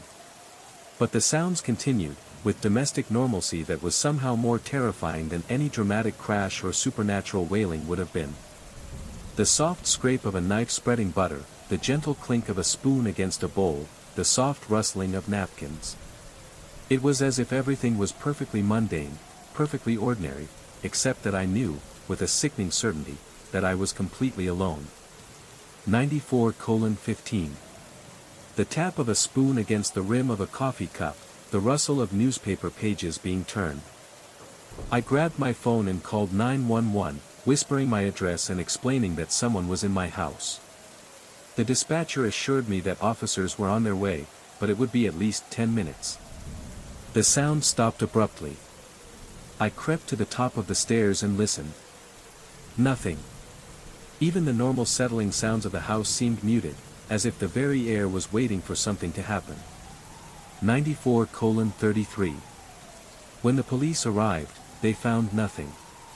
No signs of forced entry. No evidence that anyone had been in the kitchen.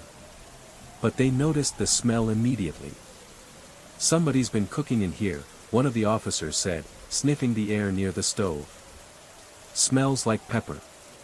Strong." 94:50. I tried to explain about the broken jar, but the words sounded unconvincing, even to me. The officers were polite but clearly skeptical. They suggested I might want to have the house checked for gas leaks or electrical problems. Sometimes, strange smells could cause hallucinations. After they left, I sat in the living room and stared at the clock. 3:52, as always. Silent. Waiting. 95:06. I thought about my grandfather, about the last time I'd seen him alive. It had been during my final year of college, a brief visit during spring break. He'd seemed smaller somehow, more fragile, but still insisted on cooking breakfast for both of us. I could remember him standing at the stove, grinding fresh pepper over scrambled eggs. The kitchen filling with that distinctive aroma. We'd talked about ordinary things, my classes, his garden, the weather, but there had been something else. Something he'd wanted to say but couldn't quite bring himself to voice. I'd sensed it in the pauses between his words, the way his eyes would dart to the clock and then away again. 95:39. He died 3 weeks later, heart attack. Quick and mercifully painless, according to the doctors. I'd arrived at the hospital too late, finding only an empty room and a nurse who told me he'd passed at 3:59 in the morning. The realization hit me like a physical blow. 96:17. 3:59, the time the clock had stopped. 96:32. The clock stopped every evening. Not at the time of his death, but at the last moment before it. I stood up slowly, my legs unsteady. The house around me felt different now, charged with a significance I was only beginning to understand. The pepper smell wasn't just a lingering trace from a broken jar. It was a message. A calling card from someone who'd loved that particular scent enough to make it part of his final memory. 96:48. I walked to the hallway, stopping in front of the clock. The brass pendulum hung motionless behind the glass, but I could swear I felt a subtle vibration in the air around it, as if the mechanism was straining against some invisible restraint. "I'm here," I whispered to the empty hall. 97:01. The response was immediate. The clock began to tick, not at 3:52, but right now. Right this moment. The hands moved smoothly forward, counting real time. And with each tick, the pepper smell grew stronger, more welcoming than oppressive. Somewhere in the house, a chair scraped across the kitchen floor. 97:21. This time, I didn't hesitate. I walked toward the sound, my heart pounding but my feet steady. The kitchen was empty, of course, but the table was set for two. 2 plates, 2 cups, 2 sets of silverware, arranged with the precise care I remembered from childhood visits. 97:36. I sat down at my old place and waited. The clock in the hallway ticked steadily, counting toward 3:59. And I finally understood that some conversations can only happen in the space between one moment and the next. In the pause before time moves forward again. The pepper smell surrounded me like an embrace. I closed my eyes and waited to hear what my grandfather had been trying to tell me all those years ago. Story 8. The notification came while I was in the middle of a client presentation. My phone buzzed insistently against the conference table. Security alert. Motion detected in living room. I ignored it. The meeting had just begun, and I couldn't afford to be distracted. I told myself it was nothing, maybe just the cat, or a flicker of shadow from the blinds. But it buzzed again, more urgently this time. 98:34. The system was overly sensitive, triggering false alarms whenever shadows shifted with the changing light. But then came another buzz, and another. By the time I excused myself and checked the app, there were 7 notifications, all time-stamped within a 3-minute window, 2:47 p.m. to 2:50 p.m. The preview images showed my living room, but something was wrong with the perspective. Everything looked slanted. 98:52. The drive home felt endless, traffic crawling through the afternoon heat that made asphalt shimmer like water. My hands gripped the steering wheel tighter than necessary, knuckles white against the black leather. The rational part of my mind cycled through explanations: earthquake, settling foundation, faulty camera mount. But the images burned in my memory, each frame showing my carefully arranged living room tilted at an impossible angle.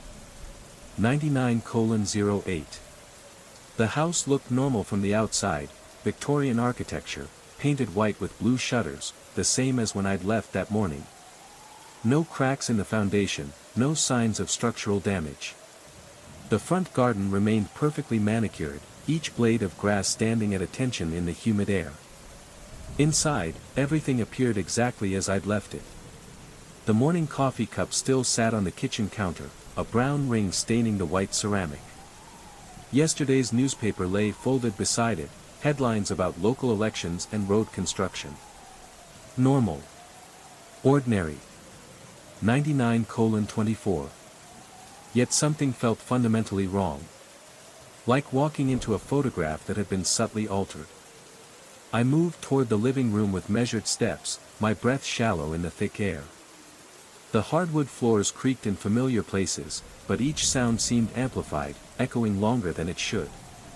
The afternoon sun streamed through the windows at the usual angle, casting expected shadows across the Persian rug. 100:33. The family photographs hung perfectly straight on the wall. 7 frames in ascending size order, each containing memories from before everything changed: wedding day, graduation, family reunions, vacation snapshots, all level, all normal. I approached them slowly, studying each frame for signs of recent movement. The dust patterns on the wall were undisturbed. The small nail holes showed no stress marks. Everything suggested they hadn't moved in months. But the security footage didn't lie. 100:48. I pulled out my phone, fingers trembling slightly as I scrolled through the stored videos. The first clip showed the living room as I knew it, framed straight, furniture properly positioned, afternoon light streaming peacefully through the windows. The timestamp read 2:47 and 23 seconds p.m. Then, in the next clip, everything had shifted. Not gradually, not with the slow settle of a building adjusting to temperature changes, but between one frame and the next. Every photograph on the wall had tilted to precisely 45 degrees, not random angles, exactly 45 degrees. As if someone had measured with a protractor. The couch remained level, the lamp stood straight, the television sat squarely on its stand. Only the photographs had moved. All tilting in the same direction, all at the identical angle. 101:26. The wall clock had stopped at 2:48 p.m. I walked to the clock, an antique piece inherited from my grandfather. The brass hands pointed motionless at their frozen positions. When I touched the glass face, it felt ice-cold despite the warm afternoon air filling the house. The ticking that had measured countless days and nights had simply stopped. 102:06. But clocks malfunction. Batteries die. Mechanical parts wear out. I told myself these things as I examined the photographs more closely, running my fingers along their edges, checking for any sign they had recently been disturbed. Nothing. The dust lay undisturbed. The frames hung level and exact. 102:42. I spent the evening reviewing every second of the security footage, studying each clip frame by frame. The timestamps were consecutive, showing the living room from multiple angles. At 2:47 and 45 seconds p.m., everything was normal. At 2:47 and 46 seconds p.m., the photographs had tilted, and the clock had stopped. 103:03. 1 second. That's all it took for reality to slip sideways. Sleep came fitfully that night. I found myself jerking awake at every settling house sound, every creak of wood expanding in the cooling air. The bedroom felt smaller somehow, as if the walls had moved closer while I dozed. Through the thin curtains, streetlight cast shifting shadows that seemed to move independently of the swaying trees outside. 103:24. The second day passed normally, until exactly 2:48 p.m. I was working from home, laptop open on the kitchen table when the silence hit me. Not the absence of sound, but the presence of something deeper.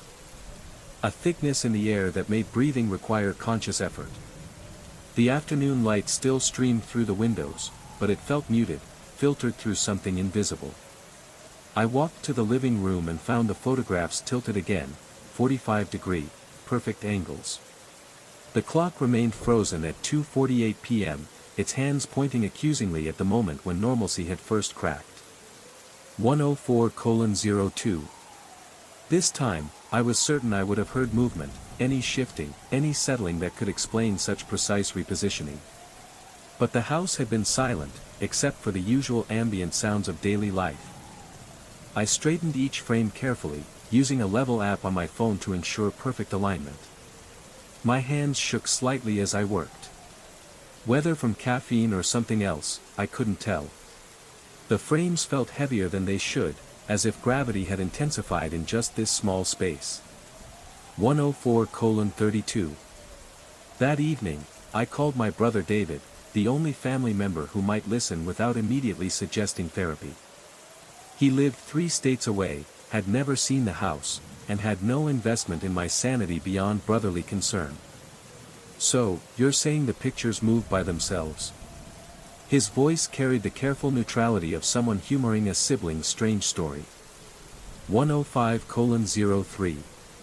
Potentially unstable relative, I'm saying. Something is happening that I can't explain. The security system recorded it. It could be a prank, someone with access to your house, your security system. Maybe an ex-girlfriend with a key. I hadn't dated anyone seriously in over a year, hadn't given spare keys to anyone except the cleaning service, which only came on Tuesdays. But David's suggestion offered a rational framework, something to hang hope on. "Maybe," I said, though the word felt hollow. "You should check your system for hacks. Change the codes. Have someone look at those frames. Maybe there's a mechanism, something that triggers them to move." After hanging up, I examined each photograph frame thoroughly. No hidden mechanisms, no electronic components, no signs of tampering. Just wood, glass, and memories trapped behind reflective surfaces. 105:47. The third day, I positioned myself in the living room at 2:45 p.m., with a direct view of the wall. I wanted to see it happen, to witness whatever force was responsible for the impossible geometry of my daily life. The clock's hands sat frozen at 2:48 p.m., having never resumed their movement. The photographs hung straight, exactly as I'd positioned them the evening before. I sat in the leather armchair, laptop balanced on my knees, eyes fixed on the wall while pretending to work. 106:05. 2:46 p.m., 2:47 p.m. The air grew thick again, that same suffocating quality that made breathing feel laborious. The afternoon light seemed to dim despite the cloudless sky visible through the windows. My skin prickled with the sensation of being watched, though I was alone in the house. 106:23. 2:47 and 30 seconds p.m., 2:47 and 45 seconds p.m. I held my breath, eyes locked on the photographs. The frames remained perfectly level, showing no signs of movement. But something was changing. Not visually, but in some deeper way that bypassed conscious perception. The room felt tilted, even though everything looked normal. 106:45. 2:47 p.m., 2:47 and 50 seconds p.m. At 2:47 p.m., I experienced the feeling that something was about to happen. 107:26. It was the strangest sensation of my life. For one instant, less than a heartbeat, the entire world shifted. Not the room, not the house, but everything. Reality tilted 45 degrees, and I was the one hanging crooked, while the photographs aligned themselves with some new gravitational truth. Then it passed, leaving me gasping in a room where 7 frames hung at perfect 45 degrees angles and the clock remained frozen at 2:48 p.m. But I had been watching. I had been staring directly at those frames, and they never moved. I moved. Everything moved except them. 107:46. That night, I couldn't stay in the house. I checked into a hotel downtown, a sterile corporate place where everything was aggressively normal. The walls were bare except for mass-produced artwork bolted securely in place. The digital clock counted every second with reliable precision. But even there, lying on scratchy hotel sheets, I could feel the wrongness following me. Not the supernatural wrongness of movies and ghost stories, but something more unsettling. The growing certainty that my perception of reality had fundamentally shifted, and there was no way to shift it back. 108:05. I returned home the next morning to find the photographs hanging straight again. The pattern continued for weeks. Every day, at 2:47 p.m., reality would tilt, leaving the frames at 45 degrees angles until I straightened them, or until I wasn't looking. The frozen clock became a monument to that first moment when everything changed, its hands pointing eternally at 2:48 p.m.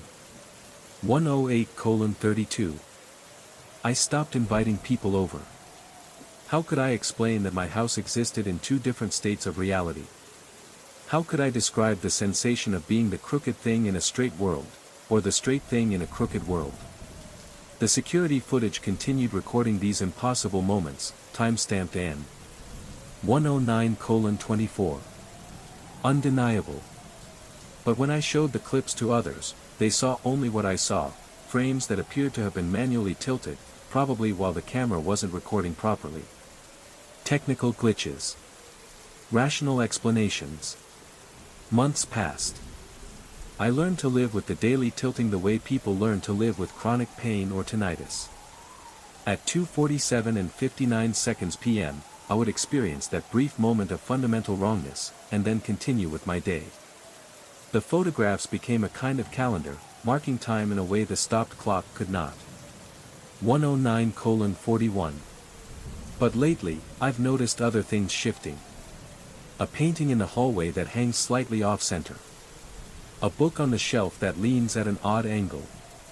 The bathroom mirror that reflects everything at a subtle tilt. The 45-degree reality is bleeding into the straight world, or perhaps I'm falling deeper into whatever space exists between them.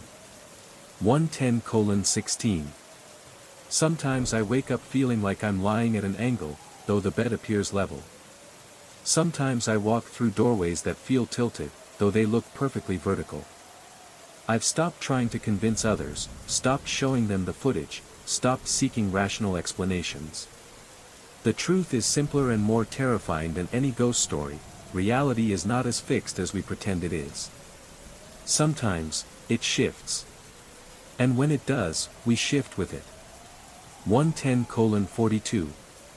The clock still reads 2:48 p.m. The photographs still tilt at exactly 45 degrees every afternoon at 2:47 and 59 seconds p.m. And I'm still here, watching it happen, feeling it happen, living in the space between straight and tilted, between real and impossible. 111:02. Tomorrow, I'll watch again. I'll experience that moment when everything shifts, except the photographs. When I become the crooked thing in a world that insists on its own strange geometry. And I'll continue living in a house where time stopped at 2:48 p.m., where reality tilts at precise angles. 111:27. Where the only certainty is that nothing is certain. The photographs are just the beginning. They're marking something, measuring something, counting down to something I don't yet understand. But I'll be here when it happens, living in my tilted world, watching the straight world pretend it isn't moving. Story 9. The phosphorescent stickers had been fading for weeks, their green glow dimming each night until only the faintest traces remained. When I killed the bedroom lights, I'd grown accustomed to their slow death, accepting it as just another reminder that the house was aging along with everything else in my life. But tonight was different. Tonight, they didn't simply fade. They went out in a perfect half-moon pattern, as if someone had drawn an invisible line across my ceiling and commanded half the constellation to surrender to darkness. 112:02. I stood in the doorway, fingers still on the light switch, staring at the impossible geometry above. The remaining stickers formed a precise crescent, their sickly luminescence casting just enough light to make the darkened half of the ceiling seem like a gaping wound in the room itself. The pattern was too deliberate, too clean. Phosphorescent stickers didn't die in mathematical formations. The bedroom felt smaller somehow, as if the dark half of the ceiling had descended several inches while I wasn't looking. 112:14. I forced myself to step inside, telling my racing pulse that there had to be a logical explanation. Perhaps moisture had seeped through the roof, affecting only one section. Perhaps the previous tenant had applied some kind of coating that interfered with the adhesive. Perhaps I was overthinking a simple coincidence. But as I lay in bed that night, staring up at the unnatural division of light and shadow, I couldn't shake the feeling that something was watching me from the darkened portion of the ceiling. 113:17. The sensation crawled along my skin like static electricity, raising the fine hairs on my arms and neck. Every time I closed my eyes, I felt exposed, vulnerable beneath that perfect crescent of darkness. 113:31. Sleep came in fragmented pieces, broken by dreams I couldn't quite remember upon waking, dreams that left me with the lingering impression of small hands pressing against surfaces just out of sight. 113:45. The next morning brought no relief from the unease that had settled in my chest like a stone. Coffee tasted bitter, though I hadn't changed brands. The morning light streaming through the windows seemed thin, watery, as if filtered through some invisible membrane that hadn't been there before. Even the familiar creaks and settles of the old house sounded different, more deliberate, more purposeful. 114:03. I spent the day trying to convince myself that stress from the recent divorce was manifesting in irrational fears about ceiling decorations. Dr. Henley would probably have a field day with the symbolism. The half-moon representing some fractured aspect of my psyche. The darkness above symbolizing the unknown territories of single life. I almost called her office but stopped myself. What would I say? That I was afraid of my own bedroom ceiling? 114:16. Instead, I decided to rearrange the furniture. The bedroom had felt cramped lately anyway, and moving things around might help me sleep better. The bed was easy enough to shift, and the dresser slid across the hardwood without much effort. But the heavy oak wardrobe that had come with the house proved more challenging. It had been positioned against the far wall for so long that the floorboards beneath it were a different shade, protected from years of sunlight. 114:46. As I pulled the wardrobe away from the wall, something made me pause. The paint where it had stood looked different. Not just cleaner, but somehow textured. I leaned closer, running my fingers along the surface. My breath caught in my throat. 115:16. My breath caught in my throat. There were handprints in the wall, not painted on, not drawn, but pressed into the surface like fossils preserved in sediment. Small handprints, no bigger than a child's, embossed beneath layers of white paint. The impressions were deep enough that I could trace the lines of tiny palms and fingers, feel the whorls and ridges where someone had pressed their hands against the wall with enough force to leave permanent marks. 115:29. My heart hammered against my ribs as I counted them, dozens of handprints scattered across the wall in no apparent pattern. Some overlapping others, as if multiple small hands had pressed against the same spots repeatedly. The paint had been applied over them, layer after layer, but the impressions remained, subtle but unmistakable. 115:41. I stumbled backward, nearly tripping over the displaced wardrobe. How was this possible? The house was a single-story ranch with no basement, no second floor. I'd been in the attic crawl space during the home inspection, barely 3 feet of clearance, filled with insulation and ductwork. There was no room above this wall, nowhere for anyone to have been standing or reaching down. 116:16. The logical part of my mind scrambled for explanations. Perhaps the previous owners had children. Perhaps the handprints had been made from inside the room, though that seemed impossible given their height and angle. Perhaps they were some kind of decorative technique I wasn't familiar with. But as I stood there, staring at the wall of small handprints, the air in the room seemed to thicken. The afternoon light filtering through the windows dimmed, though no clouds had moved across the sun. The house creaked around me, but the sounds felt different now, not the random settling of old wood, but rhythmic, purposeful, like footsteps in rooms that should have been empty. 117:01. That night, I couldn't bring myself to move the wardrobe back against the wall. The handprints remained exposed, and I found myself staring at them in the half-light, cast by the remaining glow from the windows. 117:20.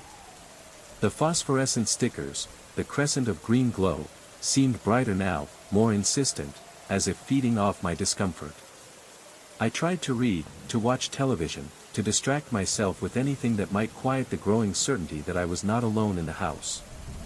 But every shadow seemed to harbor movement. Every creak suggested presence. The feeling of being watched had intensified, no longer confined to the dark half of the ceiling but spreading throughout the room like an infection.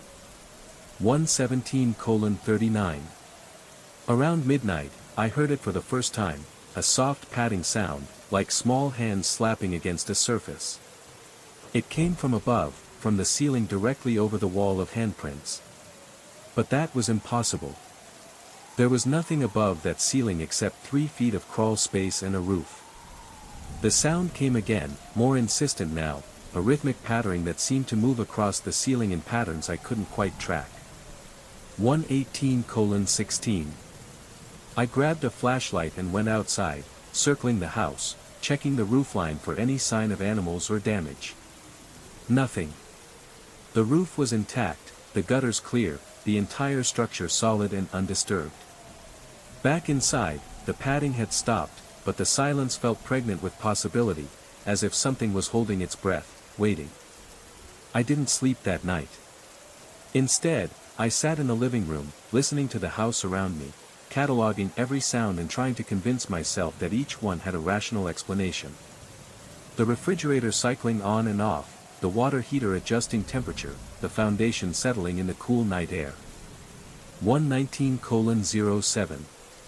But sometime before dawn, I heard voices. Not words exactly, but the soft murmur of conversation, too quiet to make out individual sounds, but unmistakably human. The voices seemed to come from everywhere and nowhere, threading through the walls like whispers carried on a current. 119:26. A breeze that didn't exist. I found myself walking back to the bedroom, drawn by a compulsion I couldn't name. The handprints on the wall seemed more pronounced in the pre-dawn darkness, the impressions deeper, more defined. As I watched, one of the phosphorescent stickers flickered and went out. Then another. The half-moon pattern shifted, growing larger. And that's when I saw them.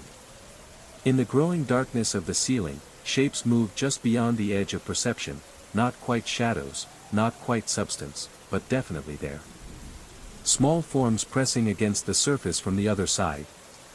Their movements synchronized with the soft padding sounds that had returned. 120:00. I reached for the light switch, my hand trembling, but stopped myself. Some instinct, deeper than rational thought, warned me that illumination would make this worse, not better. Whatever was happening here existed in the spaces between light and dark, in the ambiguous territories where certainty dissolved.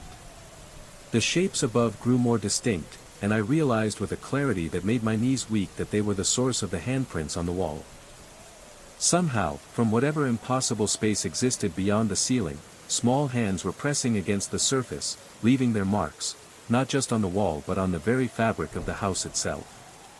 120:42. The whispered voices grew louder, more urgent, and I understood with growing horror that they were trying to communicate, trying to reach through the barrier that separated their space from mine. The half-moon pattern of dying stickers wasn't random. It was a doorway, an opening being carved in the ceiling, one phosphorescent star at a time. 121:11. I backed toward the bedroom door, but my legs felt lean, unresponsive. The air had grown thick as water, and each breath required conscious effort. Above me, the shapes pressed harder against the ceiling, and hairline cracks began to appear in the paint, spiderwebbing outward from the darkened crescent. 121:29. The section cracked like ice fracturing under pressure. The rational part of my mind screamed that this was impossible, that I was experiencing some kind of breakdown, that stress and isolation had finally pushed me past the edge of sanity. But my body knew the truth that my mind couldn't accept. Something was trying to break through, and I was running out of time to decide whether to run or to let it happen. As the last phosphorescent sticker flickered and died, plunging the room into complete darkness, I heard my own voice whisper a question I hadn't intended to ask. 121:60. What do you want? The silence that followed was so complete, so absolute, that for a moment, I wondered if I had imagined everything. Then, from the darkness above came a sound like paper tearing, and I felt the first cool drops of something that wasn't quite rain begin to fall on my upturned face. I never did turn on the lights. Some truths, I realized, were too large for illumination. Story 10. The fluorescent lights hummed their eternal dirge above my head, casting everything in that particular shade of institutional yellow that made even the freshest lettuce look wilted. I sat in the corner booth of Murphy's Diner, the vinyl seat cracked and patched with duct tape that had long since lost its adhesive grip.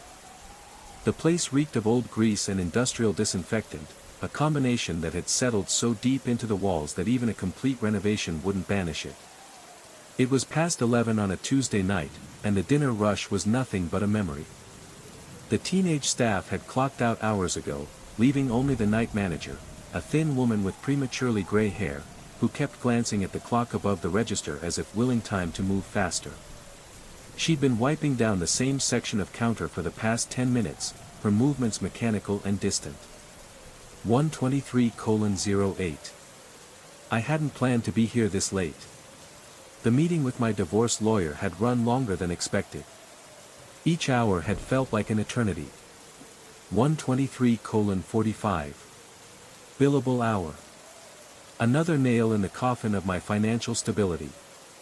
Sarah wanted the house, the car, half my pension, everything we'd built together during our 15-year marriage. The irony wasn't lost on me that she was demanding ownership of a life she'd already abandoned. The coffee in front of me had gone cold long ago, a skin of oxidized cream floating on its surface like pond scum. I should have left after the first cup, but where else did I have to go? The apartment I'd rented after moving out was nothing more than a glorified storage unit with a bed. Sarah had kept all the furniture. Naturally. 124:18. That's when I noticed them. Four men occupied a booth near the center of the dining area, their ages somewhere in that weathered territory of the early 50s, where hard living leaves its permanent signature. They sat with the easy familiarity of old friends, but their conversation had dropped to whispers the moment I looked up from my phone. Now, they were staring at me with the focused intensity of predators sizing up their next meal. The closest one had a gray beard that couldn't quite hide the spiderweb of scars across his jaw. His eyes were the color of dirty ice, and they never blinked. To his left sat a man whose thick neck bulged over his collar. His massive hands wrapped around a coffee cup that looked like a toy in his grip. 124:44.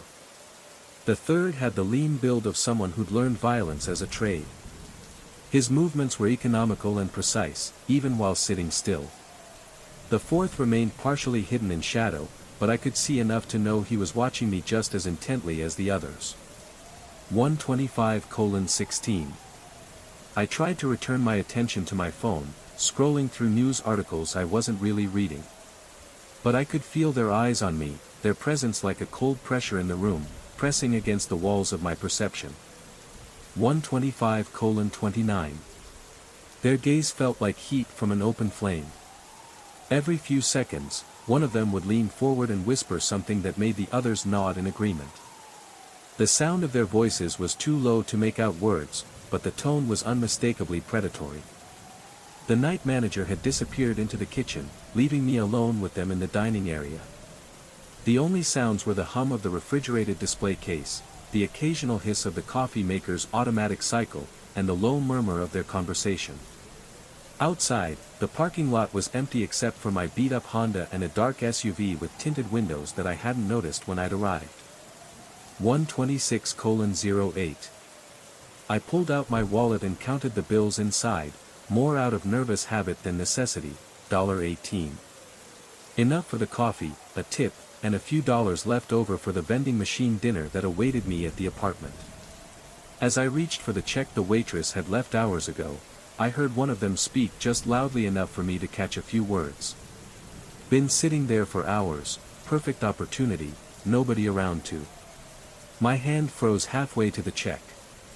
They were definitely talking about me, but talking about what exactly? 126:39. I forced myself to breathe normally, to keep my movements casual, as I pretended to read something fascinating on my phone screen. But every instinct I possessed was screaming that something was wrong. The man with the scarred jaw leaned back in his seat, his eyes never leaving me as he spoke to his companions. Whatever he said made the others straighten slightly, their posture shifting from relaxed to alert. It was subtle, but unmistakable. Once you noticed it, you could feel it, like wolves preparing to hunt. 127:08. I needed to leave now, but as I started to slide out of the booth, the one with the thick neck spoke again, his voice just loud enough to carry across the empty diner. The prey is alone. The words hit me like ice water. There was no 127:26. Mistaking what I'd heard. No ambiguity in the tone. These men weren't just talking about me, they were planning something. My throat went dry as I watched them exchange glances, some unspoken communication passing between them. The one in shadow nodded almost imperceptibly, and they began to shift in their seats. 127:45. That's when it happened. The ketchup dispenser on their table, one of those old-fashioned glass bottles with the narrow neck, suddenly erupted without anyone touching it. A violent stream of red sauce shot across the table, splattering their clothes and creating a crimson barrier between them and the aisle that led to my booth. 127:58. The sound was like a small explosion in the quiet diner, followed by the wet splatter of sauce hitting vinyl and laminate. All four men recoiled in shock, their chairs scraping against the floor as they tried to escape the red deluge. The man with the thick neck stumbled backward so abruptly that his chair toppled over, sending him sprawling across the floor. The others cursed and scrambled away from the table, their clothes stained and their coordinated menace momentarily forgotten. 128:30. I sat frozen, watching the impossible scene unfold. Ketchup dispensers didn't just explode on their own. There had to be a rational explanation, a buildup of pressure, a manufacturing defect, something. But even as I tried to logic my way through what I'd witnessed, I couldn't shake the feeling that the timing was too perfect, too precisely calibrated to be mere coincidence. 128:49. The night manager rushed out from the kitchen, drawn by the commotion. She took one look at the chaos and immediately began apologizing, grabbing handfuls of paper towels while explaining that nothing like this had ever happened before. The men were surprisingly calm about the situation, accepting her offers to help clean up with an almost suspicious grace. 129:06. But in all the confusion, I noticed something else. The man in the corner, the one who had been watching me the longest, hadn't moved. He wasn't helping with the cleanup, nor was he reacting to the chaos. Instead, his eyes were fixed on me, unblinking, unwavering. He watched with a cold, calculating gaze, as though he were measuring me, deciding something. 129:23. The way they kept glancing at me, even while dealing with their ketchup-soaked clothes. The subtle way they positioned themselves to keep me in sight, whatever they'd been planning, the interruption had thrown off their timing, but it hadn't changed their intentions. I used the distraction to slide quietly out of my booth and make my way toward the counter to pay. My hands shook slightly as I fumbled for my wallet, trying to appear calm while every nerve in my body screamed at me to run. The night manager was still fussing over the mess, but I could see her watching me from the corner of her eye as I approached the register. 130:02. The man with the scarred jaw suddenly appeared beside me, moving with a speed that seemed impossible for someone his age. Up close, I could see the full extent of his facial damage, surgical scars that spoke of reconstructive work, probably from some long-ago violence. His clothes still bore red stains from the ketchup explosion, but his demeanor was eerily calm. "Quite a mess, wasn't it?" he said, his voice carrying a slight rasp that suggested old throat damage. "Amazing how these things can just happen." 130:22. I nodded without speaking, not trusting my voice to remain steady. There was something in his tone that suggested he found the situation more amusing than annoying, as if the ketchup incident had been an unexpected entertainment rather than an inconvenience. "Been here long?" he continued, leaning casually against the counter in a way that blocked my direct path to the exit. "You look familiar. Do we know each other?" I managed to shake my head, finally finding my voice. "Just passing through." 131:10. He smiled, and the expression transformed his scarred features into something genuinely unsettling. "We're all just passing through, aren't we? The question is, where are we passing to?" The night manager approached with my check, her movements quick and nervous as she rang it up. 131:24. Coffee. I could see the other three men in my peripheral vision, slowly gathering themselves and moving closer to the counter. They weren't making any obvious threatening gestures, but their positioning was deliberate, calculated to cut off any escape routes. "That'll be $4.50, the manager said, her voice strained. I handed her a $5 bill, telling her to keep the change. Every second I spent here increased the feeling that I was walking deeper into some carefully laid trap. But as I turned to leave, the scarred man moved again, this time positioning himself directly in front of the door. "You know," he said conversationally, "it's dangerous to be out alone this late. Lots of strange things happen when the sun goes down. People disappear. Nobody knows where they go." 132:02. Behind me, I could hear the others moving closer, their footsteps creating a subtle rhythm against the worn linoleum floor. The night manager had retreated behind the counter, her eyes darting between me and the men with obvious anxiety. Whatever was happening here, she wanted no part of it. That's when the lights began to flicker, not the normal brief fluctuation of old fluorescence, but a deliberate strobe effect that cast everything into alternating moments of harsh illumination and near darkness. In the flickering chaos, the men's faces became fragmented snapshots of menace, there and gone, like frames from a broken film reel. And with each flash of darkness, they seemed to move closer. 132:47. I backed toward the counter, my heart hammering against my ribs. This wasn't possible. Lights didn't flicker in perfect rhythm. Ketchup dispensers didn't explode at precisely the right moment. And groups of men didn't orchestrate elaborate intimidation schemes against random strangers in empty diners, unless they did. Unless I'd stumbled into something far darker than I could comprehend. 133:18. Something that operated by rules I didn't understand. Or unless my mind was finally cracking under the accumulated pressure of my crumbling life, creating elaborate paranoid fantasies to distract from the mundane reality of my failure. The flickering stopped as suddenly as it had started, leaving us all frozen in a tableau of artificial normalcy. The scarred man was now less than 3 feet away, his ice-colored eyes reflecting the fluorescent glare with an almost metallic intensity. The others had formed a loose semicircle behind him, their positioning too perfect to be accidental. 133:48. "You should go home," the manager whispered from behind the counter, her voice barely audible. "Please, just go home." But which home? The house where Sarah was probably entertaining her new boyfriend in the bed we'd shared for 15 years, or the empty apartment with its single chair and stack of cardboard boxes that represented everything I had left? The scarred man smiled again, and this time I noticed that several of his teeth were missing, creating dark gaps in his grin. "She's right, you know," he said, his voice a mocking drawl. "You should go home. The question is, which way is home from here?" 134:18. I realized then that I couldn't remember the route back to my apartment.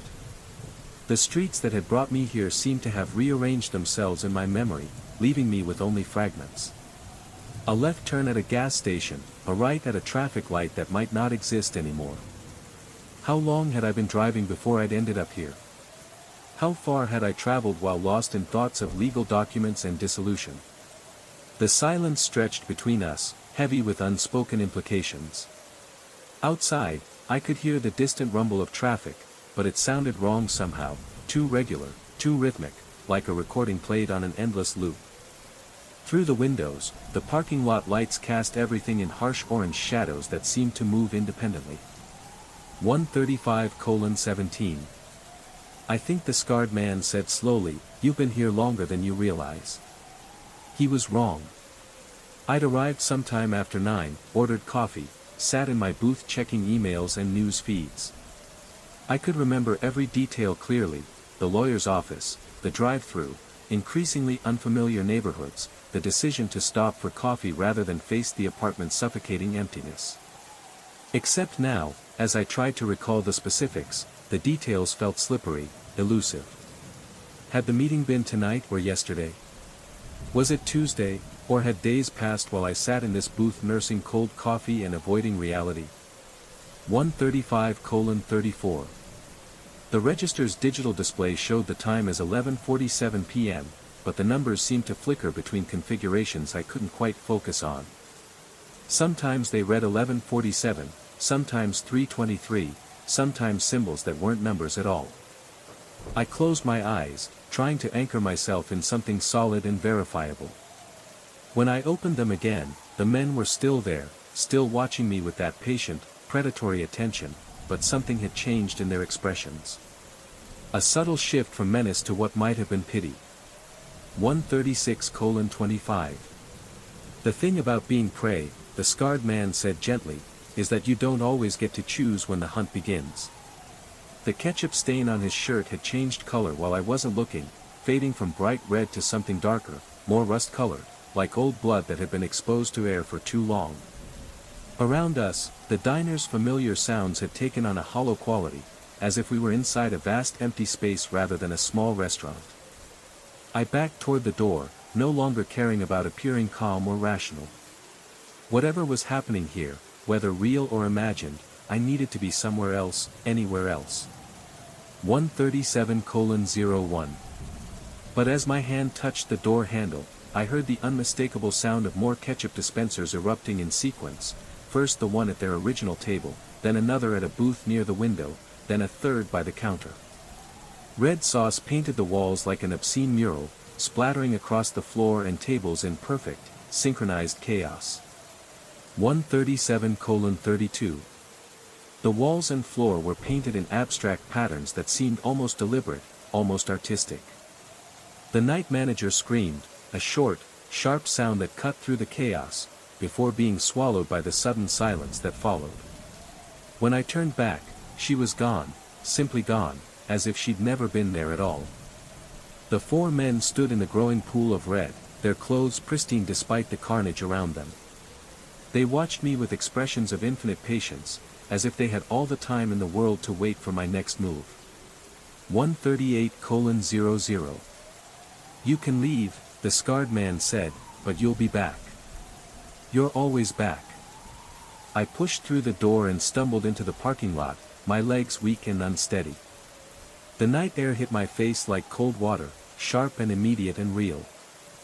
Behind me, the diner's windows glowed with their sickly fluorescent light, but I couldn't see anyone moving inside. My Honda sat exactly where I'd left it, covered in a thin layer of dew that suggested it had been there for hours. 138:39. But as I fumbled for my keys, I noticed something that made my blood freeze. The passenger seat was stained with something dark and red, as if someone or something had been bleeding there during my absence. I sat in the driver's seat for a long time, staring at the stain and trying to remember if it had been there when I'd arrived. Trying to remember anything with absolute certainty.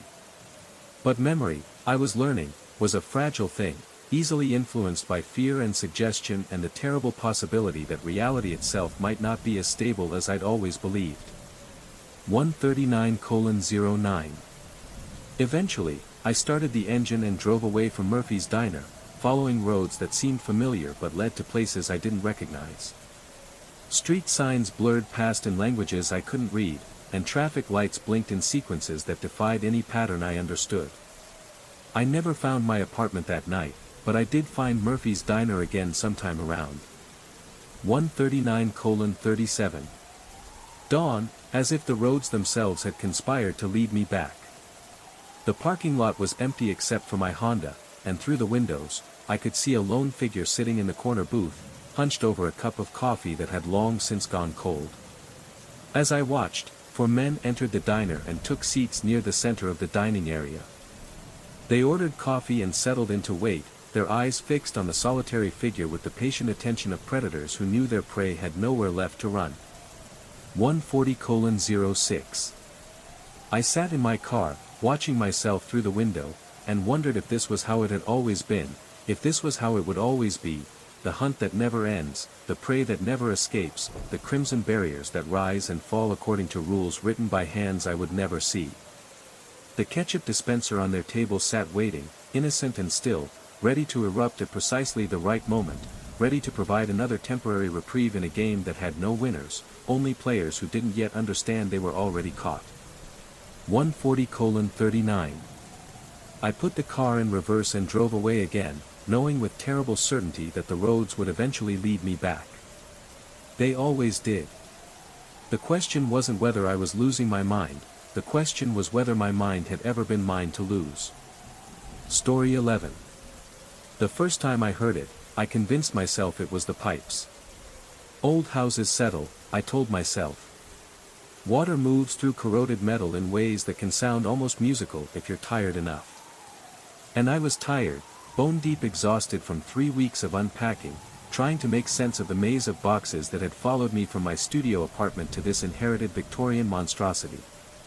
It was 3:17 a.m. when the sound drifted up through the floorboards like smoke through cracks, a lilting melody, high-pitched and otherworldly, weaving through what sounded like words in a language I couldn't place. The voice, if it was a voice, carried the crystalline quality of a child's song, but the words themselves felt ancient, worn smooth by countless repetitions like river stones. 141:54. I lay in the unfamiliar bed, my body rigid against the cold sheets, listening to the melody rise and fall in measured verses. Then came the metallic snap, sharp and final, like a bone breaking or a lock clicking shut. The silence that followed pressed against my eardrums with physical weight. The morning brought rational explanations. The washing machine in the basement that hulking Maytag my great-aunt had left behind with the rest of her effects must have been running some kind of delayed cycle. Maybe the song was just the spin cycle harmonizing with the house's ancient plumbing. The metallic sound could have been the lid latch engaging automatically. But I couldn't shake the feeling that what I'd heard wasn't mechanical at all. 142:15. 3 nights later, it happened again. This time I was ready, phone in hand, to record the phenomenon. But the moment I pressed record, the singing stopped mid-phrase as if sensing my attention. Only the metallic snap remained, echoing through the basement like a period at the end of an unfinished sentence. I descended the narrow wooden stairs the next morning, their protest groaning under my weight. The basement smelled of damp concrete and something else, something organic and sweet, like flowers left too long in stagnant water. Pale morning light filtered through grimy windows, casting everything in shades of gray and amber. The washing machine stood against the far wall, its white enamel surface yellowed with age. It looked innocent enough in the daylight, just another appliance from a bygone era when things were built to last forever.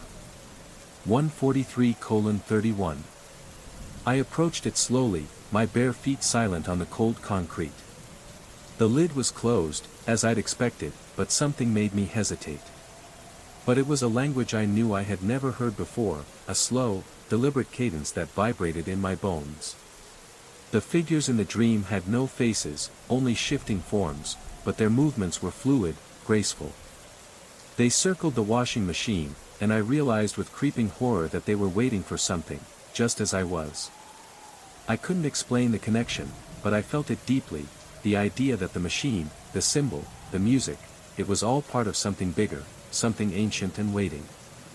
I woke every morning more exhausted than the night before, and each time I forced myself to face the washing machine, I felt as if I were staring into a void. On the 10th night, I finally made a decision. I had to destroy it. The machine, the symbol, the haunting melody, whatever this was, it had to be stopped. I couldn't live in this house anymore, constantly hearing that song, feeling the weight of those unseen eyes pressing against me. I made my way down to the basement, flashlight in hand, and stood there for a long while, staring at the washing machine. The lid remained closed, but I knew it was only a matter of time before it began again. I didn't want to touch it, but I had to. I couldn't let it take control of me, of my life, any longer. With trembling hands, I lifted the lid. The light inside was brighter than ever, and the same sickly glow pulsed from the corroded symbol. The singing began immediately, a low hum that vibrated through the air, through my bones. I didn't know what I was expecting, but not this. This was worse than anything I had imagined. The symbols on the metal had become sharper, their meaning more urgent, like something was calling to me, something I couldn't ignore any longer. I stepped closer, compelled by something I couldn't explain, and then, for the first time, I understood. It wasn't a machine. It was a portal, an entrance to something beyond the veil of our reality. The voices, the symbols, they were part of it, part of something ancient and unknowable, calling to those who were vulnerable enough to hear it. I could hear them speaking to me now, clearer than ever. The language was no longer foreign, it was my own voice, my own words. But they weren't words I had ever known. They were words I had always known, whispered in the dark recesses of my mind, hidden until now. The realization hit me like a physical blow. The washing machine had been waiting for me. It had been waiting for someone willing to listen, someone willing to understand. And now, I had crossed the threshold. The metal of the drum was warm beneath my fingers. The song swelled, pulling me closer, the voices rising in a crescendo that filled my chest with an overwhelming sense of inevitability. This wasn't just a song, it was a ritual. A ritual that had been waiting for centuries, and I had answered its call. With a sudden, sharp snap, the machine jerked violently, and everything went still. The song stopped, the hum of the machine faded. The lid slammed shut, and I stumbled back, gasping for air. I didn't understand what had just happened, but I knew, deep in my soul, that I had been changed by it. Changed in a way that I couldn't yet comprehend. I left the basement that night, but the presence followed me. The song still echoed in my mind, and I knew that I had become part of something much bigger than myself. The washing machine would continue its song, waiting for the next person to listen, to understand, to join the endless cycle. And when they did, it would start again. But I was no longer a mere listener. I had become the song. It felt as if something was pressing against it from the inside, as if something unseen was waiting to escape. The once comforting hum of the house now seemed ominous, as if the very walls were closing in on me. I backed away, the hair on the back of my neck standing up, feeling an electric charge in the air, thick with anticipation. I couldn't bring myself to open the machine again. Whatever was inside, whatever I had unleashed, felt more dangerous than I could comprehend. But there was no denying it, every night, I felt it. The singing. The calling. It wasn't the machine anymore, it was the house, the very ground beneath me, the air I breathed. All of it seemed to be pulling me toward that symbol. And I couldn't stop myself from listening. Days passed, and the house became quieter. The symbol inside the washing machine remained as it was, but now, when I looked at it, I could feel its presence. It wasn't just a drawing or an etching. It was something alive, something older than the house, older than me. The house had become a vessel, a gateway to something I wasn't meant to understand. But the music never stopped. It came in waves, each note pulling me deeper into its current. Sometimes, it felt like it was coming from all around me, vibrating in the walls, in the floors, in my own body. I would wake in the night, unable to remember falling asleep, standing in the basement again, the lid of the washing machine open, waiting for me. The singing would call, but now, it wasn't just the machine. It was the house, the walls, the very air that surrounded me. I didn't want to go back, but I didn't know how to stop. The pull was too strong, the need to understand too great. I had become part of this house, part of whatever had been waiting here for centuries. And now, I knew the truth, I was not just the listener. I was the key. The key that would unlock the door between worlds, between spaces, between time. And I was afraid. Afraid that once I opened it, there would be no turning back.